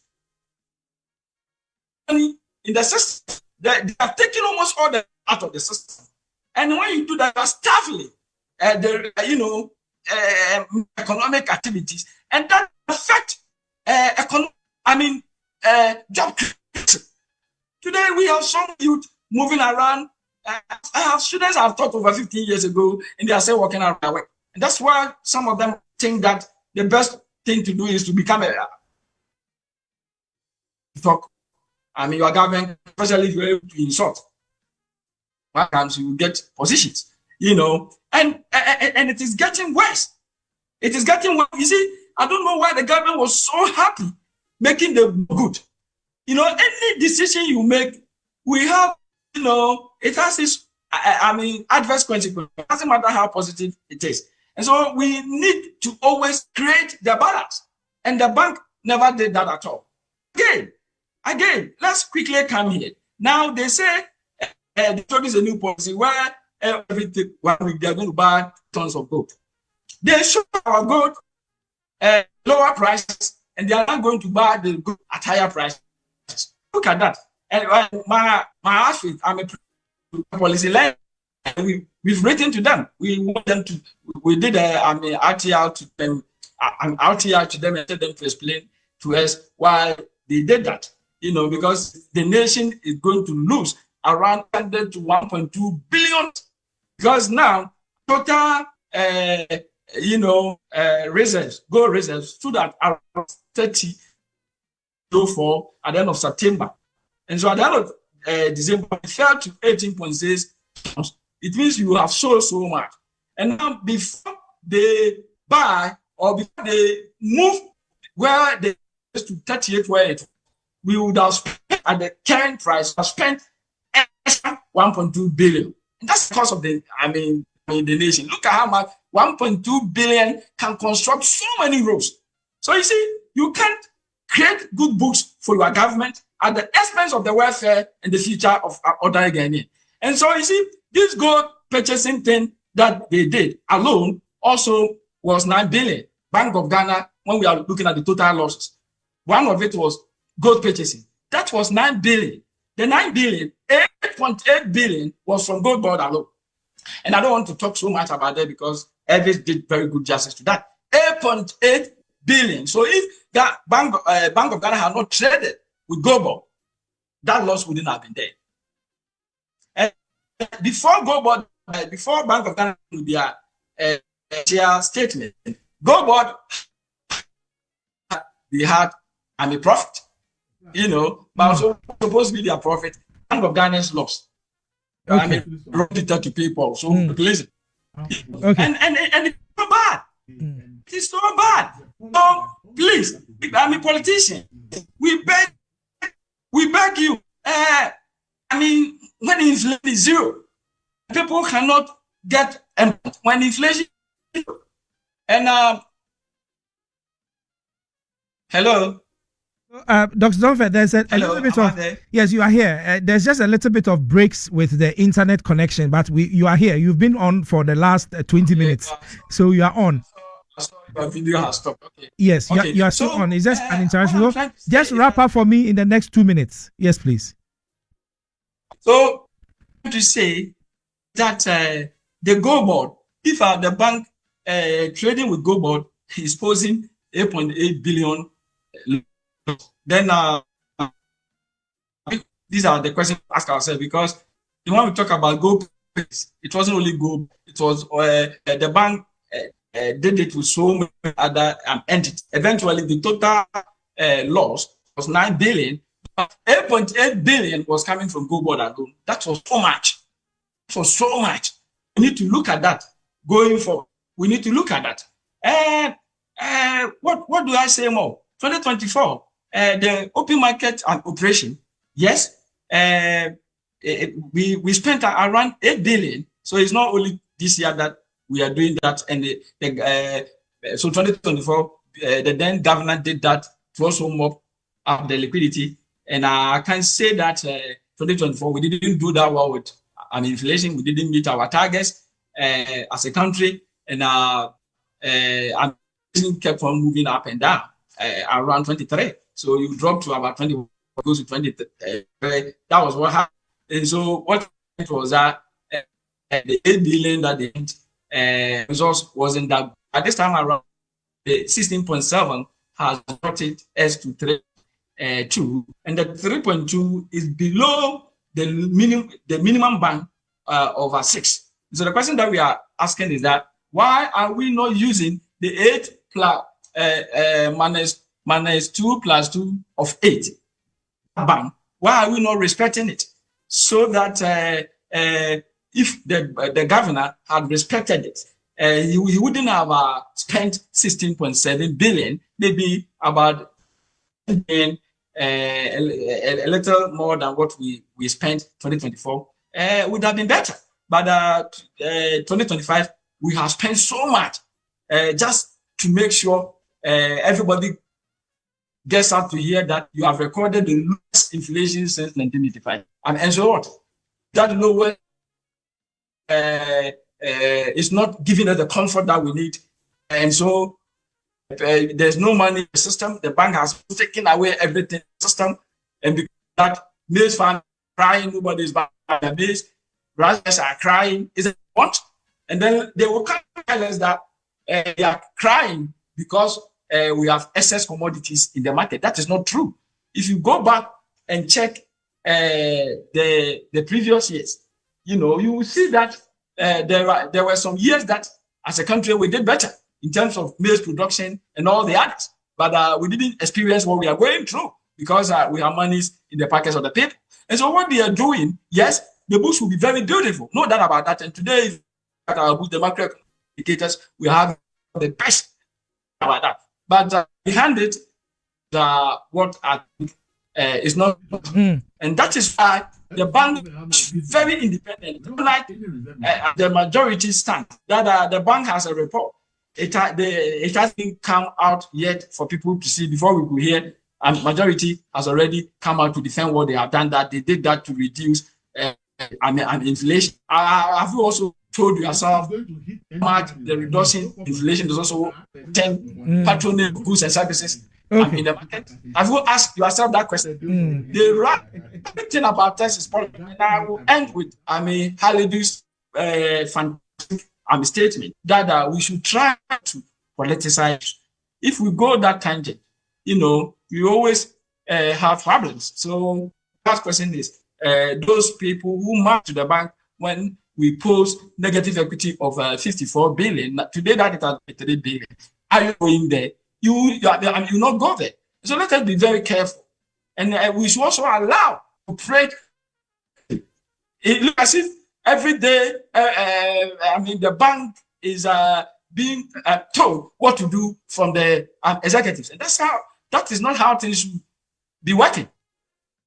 Okay. So Dr. Danfe, yes, Dr. Danfe, yeah, there was a whole act. There was a whole act to protect the independent status of the bank. The year 2016, another act came to force to push the agenda of making the central bank completely independent. Let us respect these acts and allow them to work. They can work very well if we don't influence. Okay, so Dr. Danfe, I really want to thank you for your submissions, even though I recognize that somewhere along the line there was a little bit of breaks, and so some of our listeners were not really appreciating everything that you were saying. But I have followed it, and I think that you have made very interesting points. Let me come to the studio now and get my studio guests to also share their thoughts on this issue. So I'll start with. Okay, let me do these messages first. Christopher says that the Russian government is ready to build nuclear power for us. Rosatom. Okay. Rosatom. Yeah, that's their nuclear power. That nuclear authority. Okay. Kwabena Sapon says that with your indulgence, for Fasika Bejisika and the entire BOG is declaring losses. I remember Governor Addison and his team were criticized heavily by this same government in opposition, selling gold and declaring losses. God save this nation. And that is Kwabena Sapon's message. Lee is saying that the NDC are very Yes, the NDC are very dodgy when it comes to data. Wilberforce, you remember when the NDC BOG governor presented a fake data to the IMF and Ghana was fined $38 million? Hey, I don't remember that. That's an old issue. Okay, if care is not taken, tolerance will reach such a level that intelligent people will be banned from thinking so as not to offend the NDC. BOG is an independent institution, so why should the majority do their work for them? Are they what word is this? Siamese or Siamese? Siamese. Okay. All right. And then Nana Owusu says that they will refer to their own oral. Asante Isaac says that Wilberforce, Dr. Jomfe was breaking, which interrupted his delivery. Okay, yeah, so I've mentioned that, Asante. Thank you for drawing our attention to it. Okay, so I'll come to you, Halidu. Your government, when they were in opposition, criticized the MPP for losses.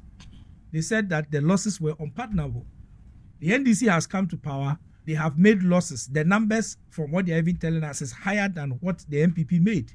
Is it unpardonable? Is it pardonable?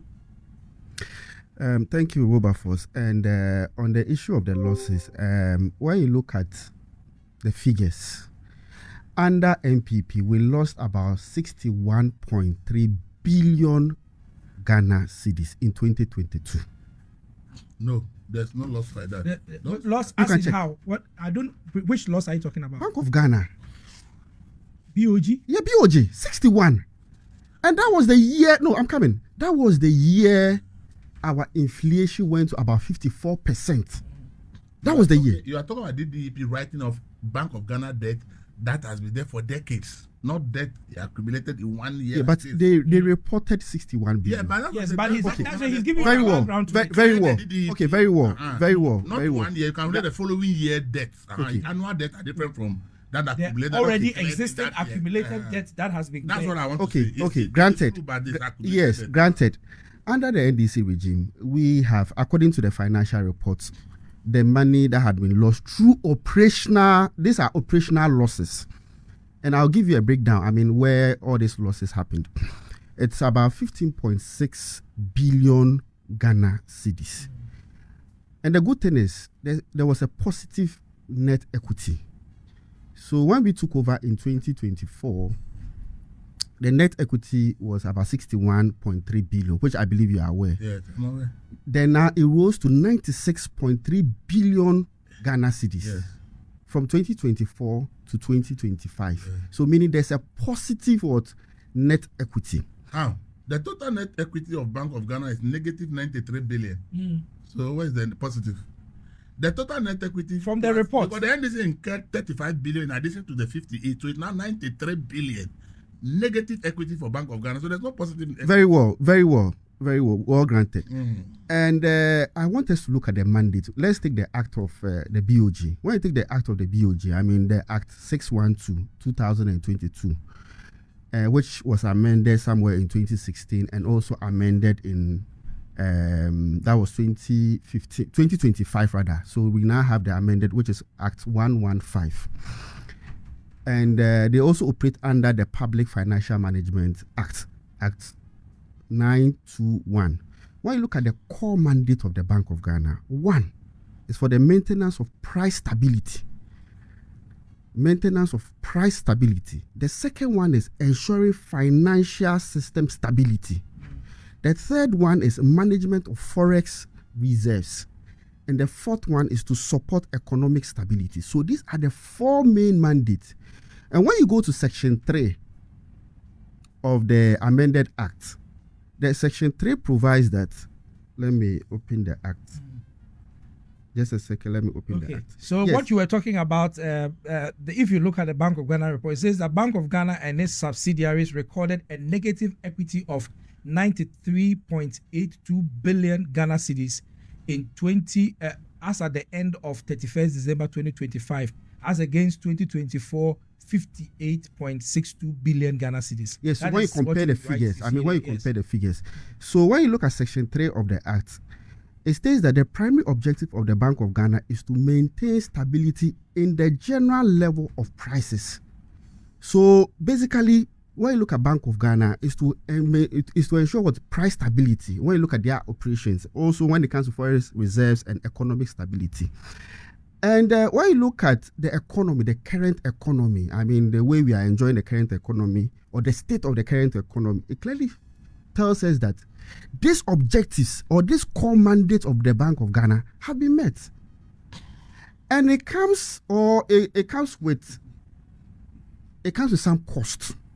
And this cost can be attributed to one, domestic debt exchange program.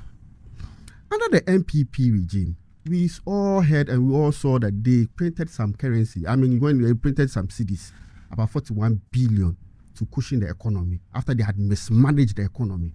They printed about 41 billion. And there was also haircuts. And every year there's a loss of 13 billion Ghana cedi because of this haircut. Every year there's a loss of 13 billion Ghana cedi. There's also the issue of open market operation. I think our brother here mentioned about it. I mean, the excess liquidity in the system and they had to mop up and all those things. Then it can also be attributed to the appreciation of the cedi. The appreciation of the cedi, it means that when the cedi, because the cedi had gone up as compared to the dollar, I mean, when you go and trade, the money that comes in, and you know, Bank of Ghana, some of their assets are in dollars. They are dollar denominated. So it means that because the cedi has appreciated, certainly it will affect them. And that is one of the reasons. And the last but not the least has to do with the gold purchase or the forex, gold for forex. Yes, under the NPP regime, they also incurred some losses. They incurred about 5.7 billion Ghana cedis losses. Yes, in the gold for forex. Gold for forex. And the NPP that was the gold for oil rather. Yes. I mean the gold for oil rather. They incurred about 5.7 billion Ghana cedis. And you see, it was simply because, okay, so in that case, when you look at their time, the quantum of the gold as compared to our time now, we had sold about 110, which he mentioned. And you see, it means that the more you sell, the more losses you incur because of the buying and also selling. And we are buying we bought most of the gold at the market value. And it's simply because we don't want a situation whereby there will be smuggling. That is why, because we buy the gold from artisanal mining or small scale miners. They are the people we buy from. So these are the factors that contributed to this 15.6 billion losses. And now let's look at the benefits. The benefit cannot be quantified. One, when you look at low prices or lower prices of goods and services that we are all enjoying, it can be attributed to it, of course. When you also look at, what's the name, our GDP, our debt to GDP, it is now lower than before. Our GDP has now gone down than before. So in other words, all these indicators justifies the loss. Exactly. Unlike during the NPP regime, where prices of goods and services had skyrocketed, we witnessed an inflation of 54%. Almost every 2 weeks, the prices of goods and services were increasing. People couldn't plan. But it should be put on record that as at the time the NDC government came to office, the inflation rate was 23% and now it's down. 54. Yes, now it's down. Now it's 4%. I'm just saying that it rose to 54 as at 2022. Yes. That's correct, Elvis. Yes. 2022, 54. Yes. And then as at 2024, when the Nana government was leaving office, it was about 23. It was 23.2, and now it's around 4%. 3.2. 3.2, yes. Which is lower. 2%. Okay. So in concluding, when you look at the benefits, I think the benefit outweighs what we are complaining of. I mean, the losses. In terms of the losses. But under the NPP time, the losses were not justified. That is my view, of course. Because if prices of goods and services are going up, then what justification are you talking about? There's no justification for it. All right. Let me come to Anthony, and we've just have a visitor in the studio. Our very good friend and senior brother. He says I shouldn't mention his name. I'll mention your name. Okay. Anthony, we are in your hands. So, what is the objectivity you bring to the table as far as this Bank of Ghana loss is concerned? They cannot.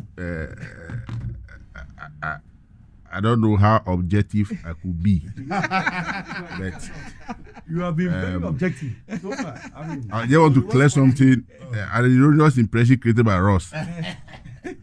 In his first admission, he said, "I am associating the power challenges with High-rise buildings. I never made that comment, so I don't want any headline to pop up.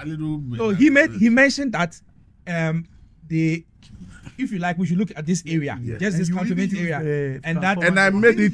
He was saying it in a context. in reference to an assembly when we sit as strategic planning. All these agencies are there to let them know that this To factor in. Yes. kind of developments are coming. So you need to upgrade your system. Fire service have to do that. I get him. So when they fail doing it and the development come before They want to do it. Then the Then- deficit. Yes. we so, create so, problems. for example, if there's a transformer that can take 100 Yes. houses, I remember him saying it, and then the houses have increased. Of course. Then you still are using the same transformer. and even at the time, yes, Before someone in the afternoon will sit under a tree and enjoy the calmness of the weather. I get me today.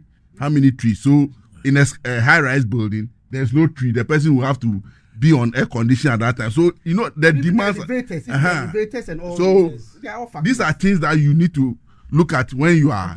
It was doing- reference to transformer overload. yes, It was overload, talking about transformer yes. overload. So you have Not clarified. different- So we can now go to Bank of Ghana. Before I would say they will go and put a headline. He was referring to transformer overload, not the general power situation. So I have listened to all the experts on this report.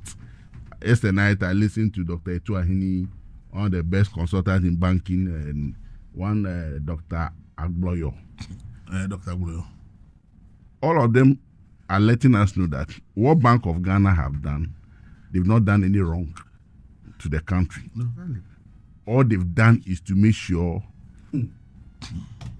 they achieve a target of stabilizing the economy and maintaining a certain forest for trading and other issues.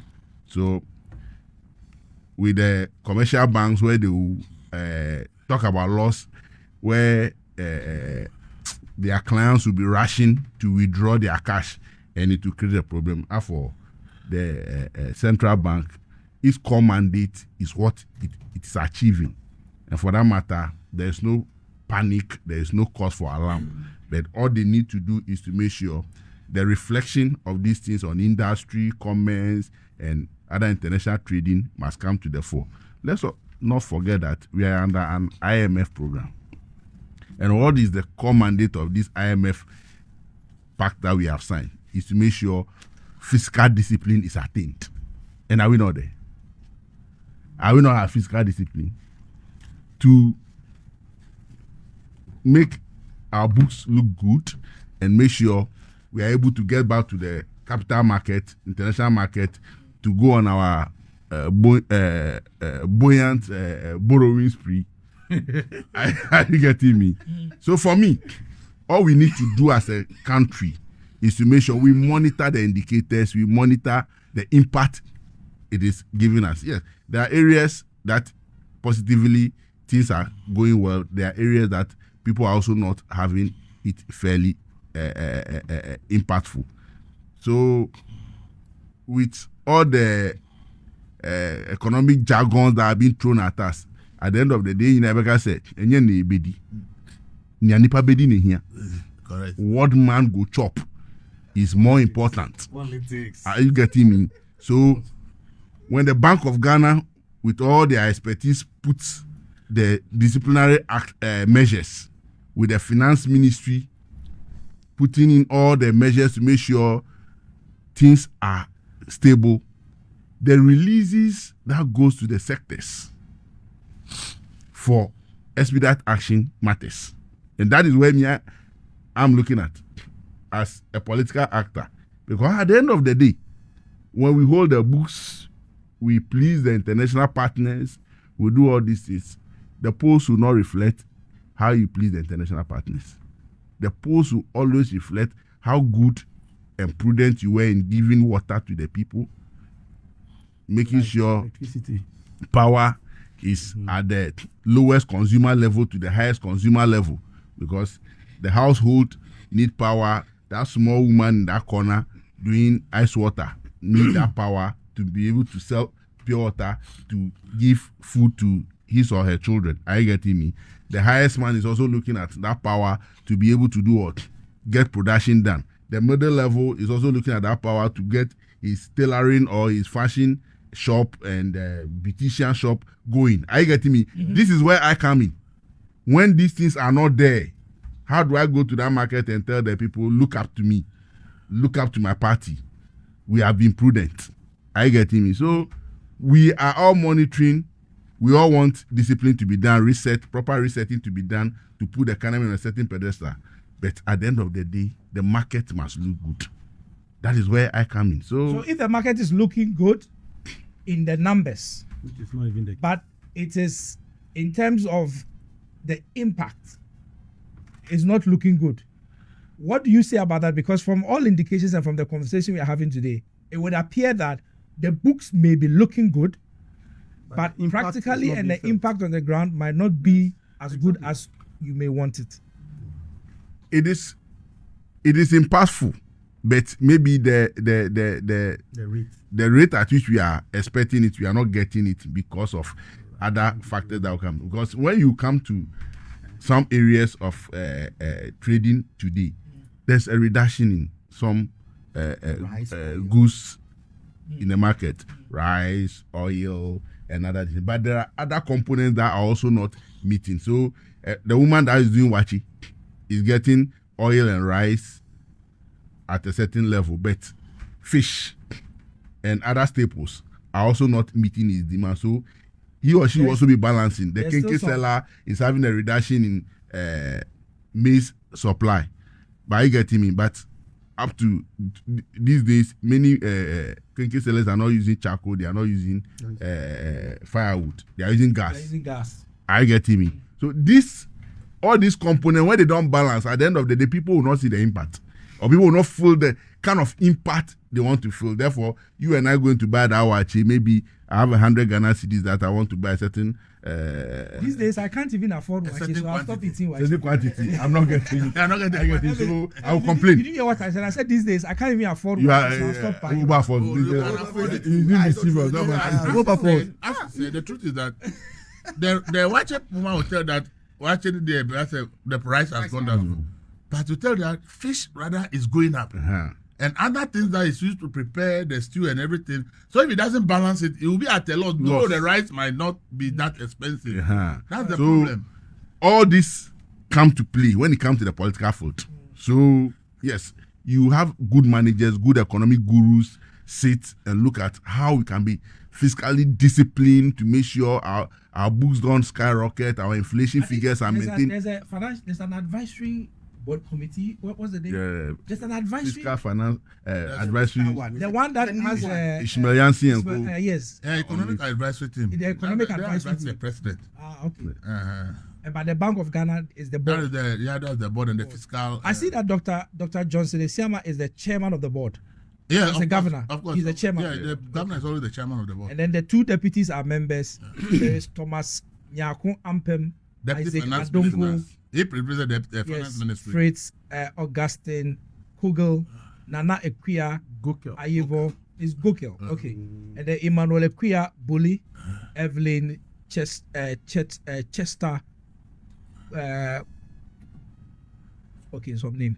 I'm finding difficult Can't mentioning. mention that one. Dr. Stephen Senor, and then Miss Beatrice, and then Miss Beatrice Mensa. It's not Beatrice, No, there's a different- Anangfio. Anamfio. Yes. The lawyer. Yes. The young And lady. then Joseph Asamoah. Is All of that- them are members of the board. Is the Anan Fiu now they call Anan? No, it's Anamfio. Okay. It's a presidential Beatrice staffer, Annan. actually. So The you've Anan Fiu taken that is shortened as the Beatrice CEO Annan. from it. Eh. Okay. She's made the Annan popular, so that's what. If you say Annan, people say, "Who are you talking about?" Once they between Annan, everybody knows. That's the popular name. Okay, all right. So- So that's apart from the governor and the two deputies, all the rest are non-executive directors. Yes. As the board. Yes. Okay. So, Wilberforce, Yes. we are not in any tattered waters or we are not in any difficult grounds. I get me. I know you come on partisan spirit. That is what you are to do. I get me. Criticize, but Closes at 11. No problem. It's your but time. but when you are I am in- criticizing, Don't worry. know that who you are for Ochina. No, mop up. Don't worry. When I you get do me. mop up. We have enough time to be able to. I will take that Get- lecture. we have enough time as a government, as a party, to make sure we correct the wrongs and make what we are achieving today impactful on the people. Before And the then next I will go back to the market and raise the morale for the votes to come into the box. So you see, so the challenge that I've been having is that it appears that one loss by Bank of Ghana in 2024 was as a result of mismanagement, and then another loss by Bank of Ghana in 2025 is as a result of good management. So I want to understand. So there are different types of losses. One loss is bad loss. But that's what the the- other loss is that's what good the World loss. Bank One told leg us. good, 2 legs bad. That's what the IMF told us. Signing Wilberforce. the part. Wilberforce. Bros, please. come in, Wilberforce. yes. We woke up this morning to hear that the Bank of Ghana has made a loss of 15.63%. Billion. Billion. 2.6 Billion. Billion Ghana Ghana cedis. cedis. Yes. As opposed, that is 65% more than the 9.49 billion that was incurred in 2024. But 2024 it was because of mismanagement. Hold on. But that is their explanation. 2025 is It's because of good prudent management. We didn't say IMF. Prudent- said it. Due to prudent management.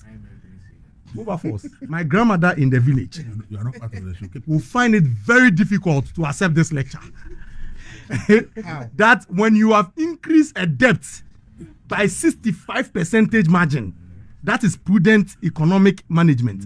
And do you know how President Mahama described this 9.41 billion debt that was incurred in 20? He said the economy was being criminally managed, and hence will roll when they assume power in 2029.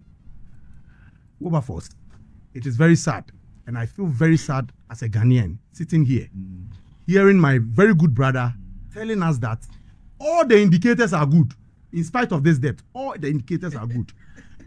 Wilberforce, do you know that the electricity tariffs But it's increased within 1 year, within 12 months, is more than half the electricity tariffs that was increased in 4 years. It's not true. That is true. You increased electricity tariffs by 28%, more than 28% last year. Check the records. That is what you did. Ross. Elvis is here to correct us. Oh. And I'm telling you, within 4 years, MPP only increased the electricity tariffs by about 55 or 56%. If you have that, it's 28%, not more than that. Is it not more than that? So if I'm telling you that you have increased electricity tariffs in 1 year more than the MPP increased in 4 years, more than half the MPP increased. I'm telling you the truth. And this is even coupled with Dumso. We have been overburdened. Mind you, we are also paying that 1% D levy. 1 CD. It's One CD. Today, my percentage and my CD is letting me down. Let me make a very fundamental point. If you tell me that in spite of all these losses, prices of goods and services has come down, that is a big and palpable lie. It's a wicked lie. How much were you paying for airfare from Ghana to US, for example? I am supposed to be in the US in June to go and watch the Ghana-England game. Hey, you are going to watch You know- World Cup. Oh yes, even in opposition. you So are that when we come challenged. to power and we are traveling, they will not think that because we are in power, that is why we are traveling. Wilberforce, before the airport taxes were introduced, I could travel on Ethiopia Airlines by less than $950. It could take me to the US. You understand? But now, just go to booking.com and check how much you would have to pay before you get to US today. Using Ethiopia Airways. The same Ethiopia Airways. Don't even go and talk about Delta. You need to buy that dollar? Don't talk about Delta. You see, this is the argument they always make. Don't talk about the dollar. We shouldn't talk about Delta. Delta, sorry. How much CD do you need to buy that dollar? Anthony Lupenu, when you were speaking, you made a very good point that as a regional organizer or as a functionary of the NDC, what you care about is to go to the grounds and listen to the people and know that the people are doing well. That is what you are interested in. Yeah. What is putting body and soul together? We are in this country, inflation is at what? Is the bank 3.2. If you were buying an airfare or even traveling from Accra to Kumasi in 2024, it is more expensive today when inflation is 3.1%. 3.2. 3.2%. It's more expensive today than in 2024 when inflation was close to 23%. We'll navigate the corner. I hope the listeners are listening. I hope they are hearing him. I hope his microphone is loud. It's an admission. And you come and tell me today that this has no correlation, that the 65% increment of the debt on the Bank of Ghana books is something that we should clap for them. Anthony, we have to be fair to Ghanaians. We are all politicians. And in fact, Dr. Donfe, praised my very good friend Halidu for at least accepting that we should depoliticize certain aspects of our national life, which I think I agree. And if you follow my submissions, if you follow my submissions on this platform, I've always advocated for that. But for your politics, you people do. I've always advocated that when we look at like this energy problem, Galamsey, all these problems, this soul sourcing thing, we should depoliticize it and confront it head on. You understand? But you sit in opposition and say one thing, and when you come to power, you want to divert the conversation. That we will not accept. You understand? That we are not going to accept. The economy is not doing well today than it was doing. Than it was doing in 2024. You can't tell me that. Because everything, apart from perhaps oil and rice that you mentioned, every other thing has seen increment. How much was I bought today, as I was sitting here, I've just transferred money for some people to buy cement for me. I had to buy 1 Gassem cement for 110. How much was it being bought in 2024? How much was a bag of Gassem cement? That is 42.5 hours. Yeah, 2.5 hours. Exactly. Just give me a second. So hold on. So you cannot 120, 130. That is never true. We never bought cement 120, 130. 2.5 hours. Go to 120. No, Elvis, please. The truth is 120. I didn't say 130. I said 120. 42.5 hours go to 120. Now let's not run. At the locations 130. So I see this Bank of Ghana problem. This Bank of Ghana problem, they have artificially reduced inflation. They have artificially strengthened the cedi. And that is the problem we are having today, sterilization. Borrow from the local banks, use it to shore up the Bank of Ghana reserve to back the cedi. And that is what is happening today. And that is the problem. That is what is accounting for this 65% the economical losses. Wrong. Is it wrong? If it is not wrong, why is it up for discussion today? But discussion is wrong. Hold on. We are discussing it today because it is having a negative impact on the ordinary Ghanaian. I'm just giving you the example of the airfare. We have traders who travel outside the country. No, it's not true. Please, it's not true. Let me make my submission.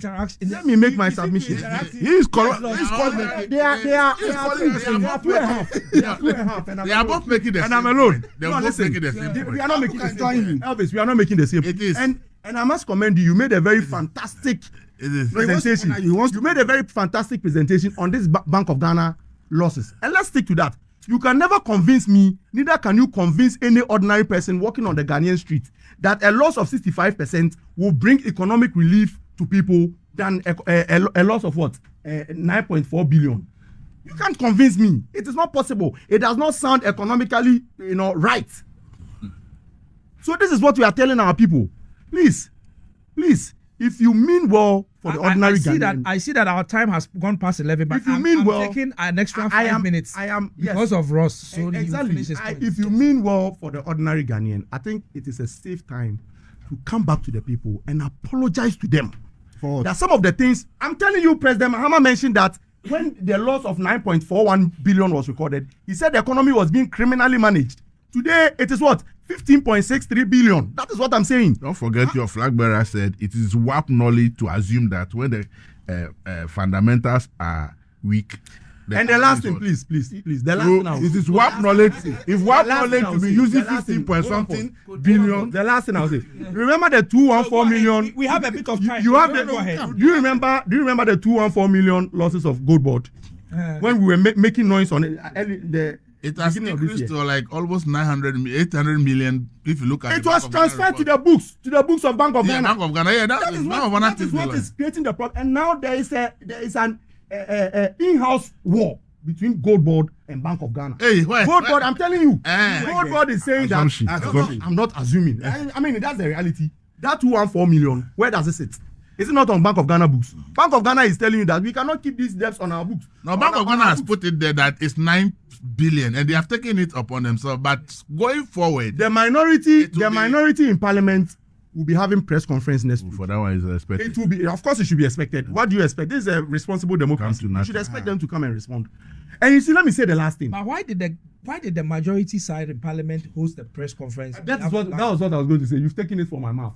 No, I'm asking a question. I'm not saying. I was wondering why they have to hold a press conference on behalf of Bank of Ghana ahead of release of their report. Exactly. The report was released yesterday. The report was released yesterday. The majority in Parliament held their press conference way before that. No, the day before. They did it Friday. But it is still more than Thursday. More than 24 hours before that. So even 48 hours. They want to prepare our minds. Prepare our minds. That's how you see how they are. When the Bank of Ghana is releasing a report, they had the benefit. The majority in Parliament had the benefit of what was contained in the report. Have they not done it before? Ghanaians. Didn't the MPP do it before? But I don't remember the MPP doing it. Report, no, I had the Bank of Ghana report. The first time. The Bank of Ghana is the first time that the report. Because Bank of Ghana is. So the report was leaked to the majority ahead of time, for them to come and do the propaganda spin before the report itself comes out. This is criminal. I disagree. This is criminal. And you know what? Move on. On 7 January 2029, when the MPP comes to power, somebody will go to jail on this matter. I'm telling you. It's the first time you are saying that. Somebody will go to jail on this matter. No, I'm coming. This matter will not be made to rest until somebody is punished for this. Let's bring some clarity. When the press release came out, I also thought it was from Bank of Ghana. Yes, in fact, when you shared it with me, I thought it was from Bank of Ghana. Until I read it, it was later then I read it. I said, let me check further. This is not from Bank of Ghana. Yes. Then I realized, got to know that it's from the majority. I think it should never repeat itself again. No. I think, you see, the only institution I say you can have trust for utmost in this country is the central bank. And therefore, I don't think that we should let politics get to that level in the work of the central bank. An audited financial statement is to be released by the institution first, before anything. So for the politician to actually have the content, go and organize a press conference and talk about the loss before the actual report comes released by the Bank of Ghana, it's strange. In fact, when I published the story, I had calls. Where did you get this information from? I said, even from the Bank of Ghana, because this has not been published. Where did you get it? I'm like, I saw a press release. They say it's not coming from us. So I think that the majority may want to help the central bank, but I'll plead with them. Next time, they should wait for the central bank to release their report. And then when they want to come in to say anything, they can come in. Because if anything, they should do it simultaneously. No. They should be released first. When it's released, and everybody knows that the report is released, they can come in and do whatever explanation they want to give us. The majority. Their government is power. They have a right to explain what has happened. But to do it ahead of the central bank is not right. And I'm asking by way of them to do it. conclusion, because you see, central bank is an important institution. You're only running around in circles. Whether I like it or not, the most credible information you will need in the financial sector can always come from the central bank. You can trust the central bank or the finance ministry. So we should not let policy get to that level. And as I've said, see, tools are available to every central bank to apply. And depending on who is in charge, this current governor and his people said, this is the way we want to go about it. There could be a governor who said, I want to do it slowly.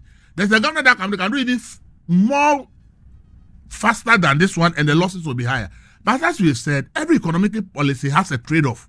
If you do one, there will be some repercussions for the other. But Elvis, before I come to Halidu, is the Bank of Ghana model, as we have seen in the 2025 report, sustainable? the model.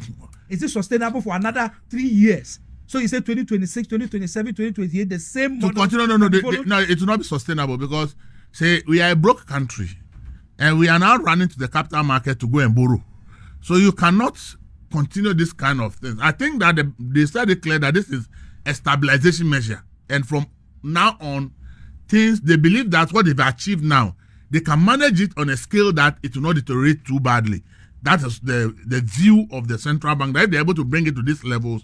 Managing it in the short term and long term will be manageable. That is their view of why they did this. And therefore, I don't think that this is sustainable.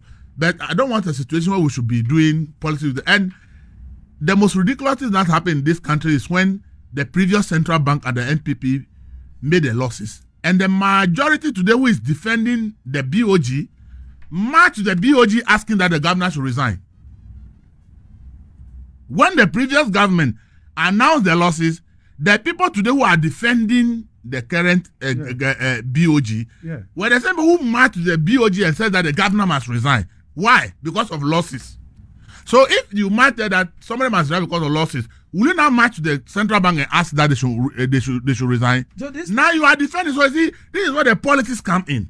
See what happened if they had admitted that central banks are free to deploy tools that they believe will help them achieve their mandate, as read out by Halidu, that these are the mandates of the central bank. They deploy tools to be able to achieve that. If they admitted that the tools that they deployed is not illegal, and that felt at that time that's what they need to do to achieve what they want to achieve. Today, if you are defending the central bank, it is principle. But if somebody deploy tools that they felt that to do the job, you disagree with them, and your call was that they should resign and even march onto the central bank. Today that your government is in power and you are also reporting losses, how come are you now defending the same central bank? Because the central bank is not individuals. It's an institution.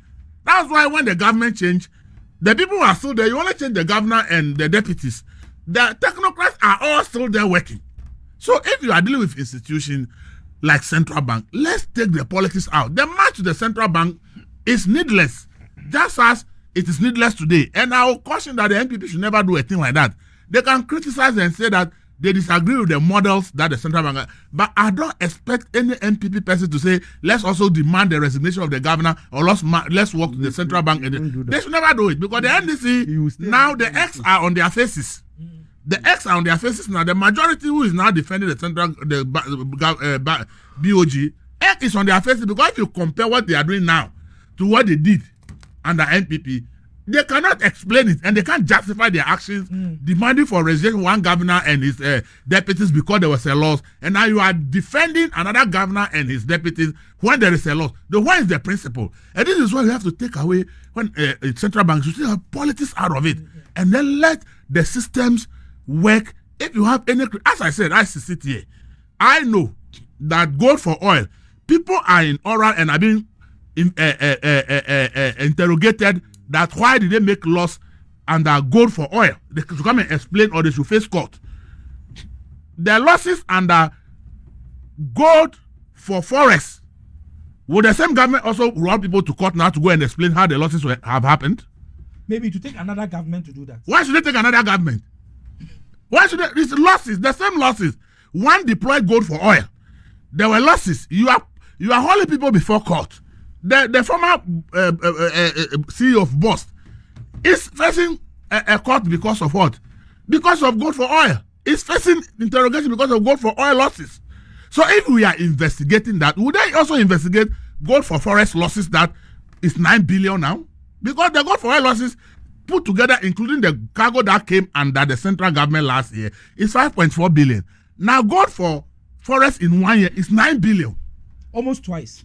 It's 9 billion. Would they now hold people involved in the gold for forest trade now to also to the investigator to come and explain how they also incurred losses? So you see, if we want to investigate both, I'm all for it. Because if we will get to know, I don't know about sending anybody to jail, but if we get to know the causes and we can do something to prevent it, we can establish that for gold for oil, these are the things that cause the losses. Nobody deliberately benefited. Gold for forest, okay, these are the things that cause nobody deliberately benefited. So next time, let's put this safeguard in. It will help all of us. If people actually benefited illegally and the law has to deal with them, let it deal with them. But I'm asking that now that they are hauling the previous government appointees who actually handled the gold for oil to investigative body that they will be taking them to go and explain why there were losses. Now that I have a gold for forest losses, is the current government also going to hold the people involved? Anyway, that's It's not yet established that there's a crime. No, that's a loss. It's a loss. The law doesn't mean there's a crime. But I want to- Previously, there's an establishment or there's a level of crime. How? I didn't see the establishment. This is what we are going to do. Ross, you said you needed to wrap up. Yeah. Okay, please wrap up for me. Yes. So the point must be made that the Bank of Ghana has recorded 15.63 billion loss, which is 65% more than They've what had that, what happened in 2024.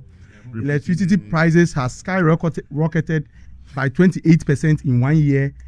We don't have electricity to run the 24-hour economy. That's The what- women bank you promised has not been established. And Galamsey is killing us. Sole sourcing is the order of the day. One job, three shifts. One job, three shifts is in tatters, and things fall apart. The center cannot hold. The center cannot hold. Thank you very much, Wilberforce. Yes. The center is not holding. Yes. That is about Bank of Ghana. What is that? Wilberforce, I think he mentions two things. He said that he bought what's the name? A flight ticket of $900. When MPP was in power, the CD to dollar ratio, the CD went up to 17 cedis. So at that time, if you want to buy a ticket, $900, that will cost about 15,300. Today, if you want to buy the same ticket at 900, it is 9,900. So there's a reduction. How much? I said, How much? No, it's not true. Who told you 2,000? Who told you 2,000? Who told you 2,000? And Is the airline our airline? on the energy issue, But the NDC inherited the 14.7. Is this our airline? I'm coming. The airline, is it a Ghanaian airline? I'm pegging it at. Is it a Ghanaian airline? I'm coming. I'm pegging it at 70. No, but you said that. No, you said $900. You said No, he $900. said he bought it $900 previously. Previously. But yes, The that's price what he hasn't said. changed. The dollar rate, the prices in dollars hasn't changed. The airlines have increased their fares. It hasn't. It has increased. Airlines have increased But their not too fares. much. But the airlines, they are in business. Too much. No, Okay. okay. No. All right. What Let me- about let's lastly? wrap up. Yes. Lastly. Let Halidu conclude. On the issue of the tariffs, when you look at the summary table from what's the name from EOG. the energy ministry, Okay. from energy ministry. So distracting him. I'm coming. 2022 alone, there was an increase of 18%. Under the NDC regime, 2025 is 1.14%. Energy, It's about electricity. electricity, Electricity tariffs. tariffs, the summary table. In 2022, the increase was 18%. Under the NDC regime, it was only 1.1. That was last year. No. This is the summary table. No, this is the summary table. Last year, electricity went up by 28%. The summary Summary table from where? table. No. I'll share with you. No. Is it from where? Please, from where? No, electricity increment. What's the source of the data? No. Halidu, please. In terms of electricity increment, I'm coming. it's 28% for last year. Relax. It's in this quarter that it has reduced by 4%. Exactly. So if you net it off, I'm coming. it is still about 24%. No, it's 18%. You people increase it by 18%. Under the NDC 2025, it was about 11. It's 11.4 rather. 11.4. That's what I'm saying. Okay, all right. So yeah. during your regime, it increased. It went up way above what you were talking about. No, that's not true. No. Okay. You said in the. So we will verify the figures. no, We you can't cannot. No, we don't Wilberforce. verify figure. The figure is Wilberforce. that's You see, 28%. with all this, What is it? From yesterday the president made a very significant, impactful statement that you gave me a mandate. I assured you to hold the economy and find a fiscal disciplinary space to be able to achieve a very prudent global grounds for empowerment, development, economic growth, and productivity. The records before me shows that I've achieved that. My next move is to go on a radical and a rapid stage to be able to give the economy that space for productivity. And he made this before the workers of Ghana. Let's have that trust. Let's give the president that encouragement, that support. And I believe President Mahama wants to achieve something for Ghana in 4 years. If he's gone, posterity will judge him for it. And me, I will not be surprised if by the third year of President Mahama, people will be calling for his stay. I get it. Yes, It's possible. people will call for a stay. People were calling for it. For what? Depending for on third term. the impact, Are you talking about third term? depending on the impact that is being injected in people, there can be an uprising that people cannot stop. I said There can be an they started uprising. calling for it last. That people this cannot year we were stop. planning doom so. Ghanaians, people's it's power. Ghanaians. But people- democratically, is The, it something that you would democracy, the endorse? people's power will come to play that the democracy will revolt. They know they have no alternative. Eh? Who are they bringing after President Mahama?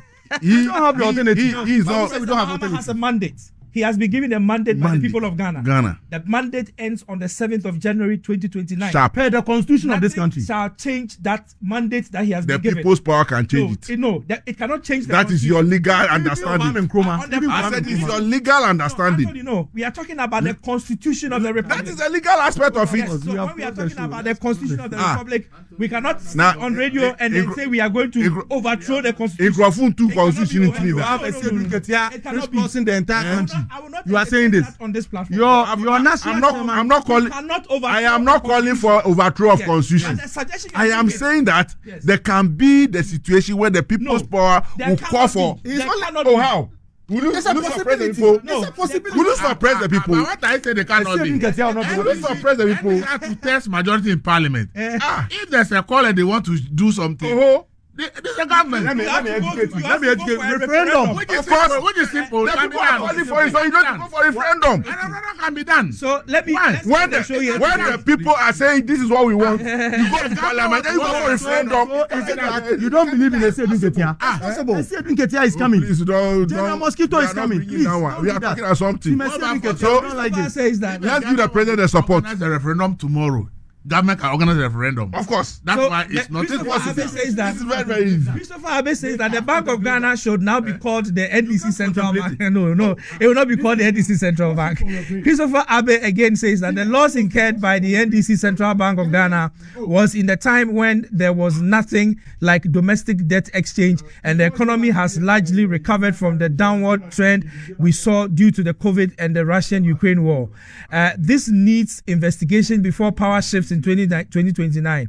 If not, people will go to prison. Okay, so according to NDC's Alidu, everything NDC is good and everything MPP is evil. It's like the movie Angela and Demons. We are waiting for the NDC to march to the bank square and drag the governor out of his office. I respect Anthony a lot. He is top guy. NDC organizers need to study him. He is brutally frank. Okay, Abdul Basit Mahama says that what I get from the posture of the majority in parliament and the government by extension is that we should celebrate the BOG's 2025 position because their losses are gains. Our locals say when the wind changes direction, the chicken's anus become visible. Okay, and I don't buy this explanation that transformers replacement alone is causing outages. Replacing a transformer naturally takes a localized area off. The issue is that once the old transformer is removed, preparatory works begin to install the new one. So until the new transformers is fully connected, power cannot be restored. So how are they able to turn the power back on in the same area when the work is not yet completed? A typical transformer replacement should keep those areas off until the installation is done. Something is not right. How long does it take to replace one transformer anyway? And that is the last message that I am going to read today. This has been our show for today. My guest who joined me for the show today, being an interesting show, my guest who joined me, Engineer Justice Ohene Akoto, Executive Director, Africa Sustainable Energy Center, Elvis Darko, Editor of the News Center, Dr. George Domfe, President of Africa Policy Lens, Anthony Nukbenu, NDC Greater Accra Regional Organizer. The whole Greater Accra is in his hands. And then Ross Osei Owusu Esquire. Ross is a member of the MPP legal team, and he also joined us today for the show. And last but not the least is my friend that when I was introducing earlier, I made some mistakes with his introduction. I don't want to repeat it. Halidu Ibrahim Esquire. He is also a member of the NDC National Communications Team, and he's also Assemblyman for Alajo North. So, gentlemen, thank you very much for coming. He's preparing for the seat there. He's prepared for the seat. Okay. Thank you, gentlemen, for the show.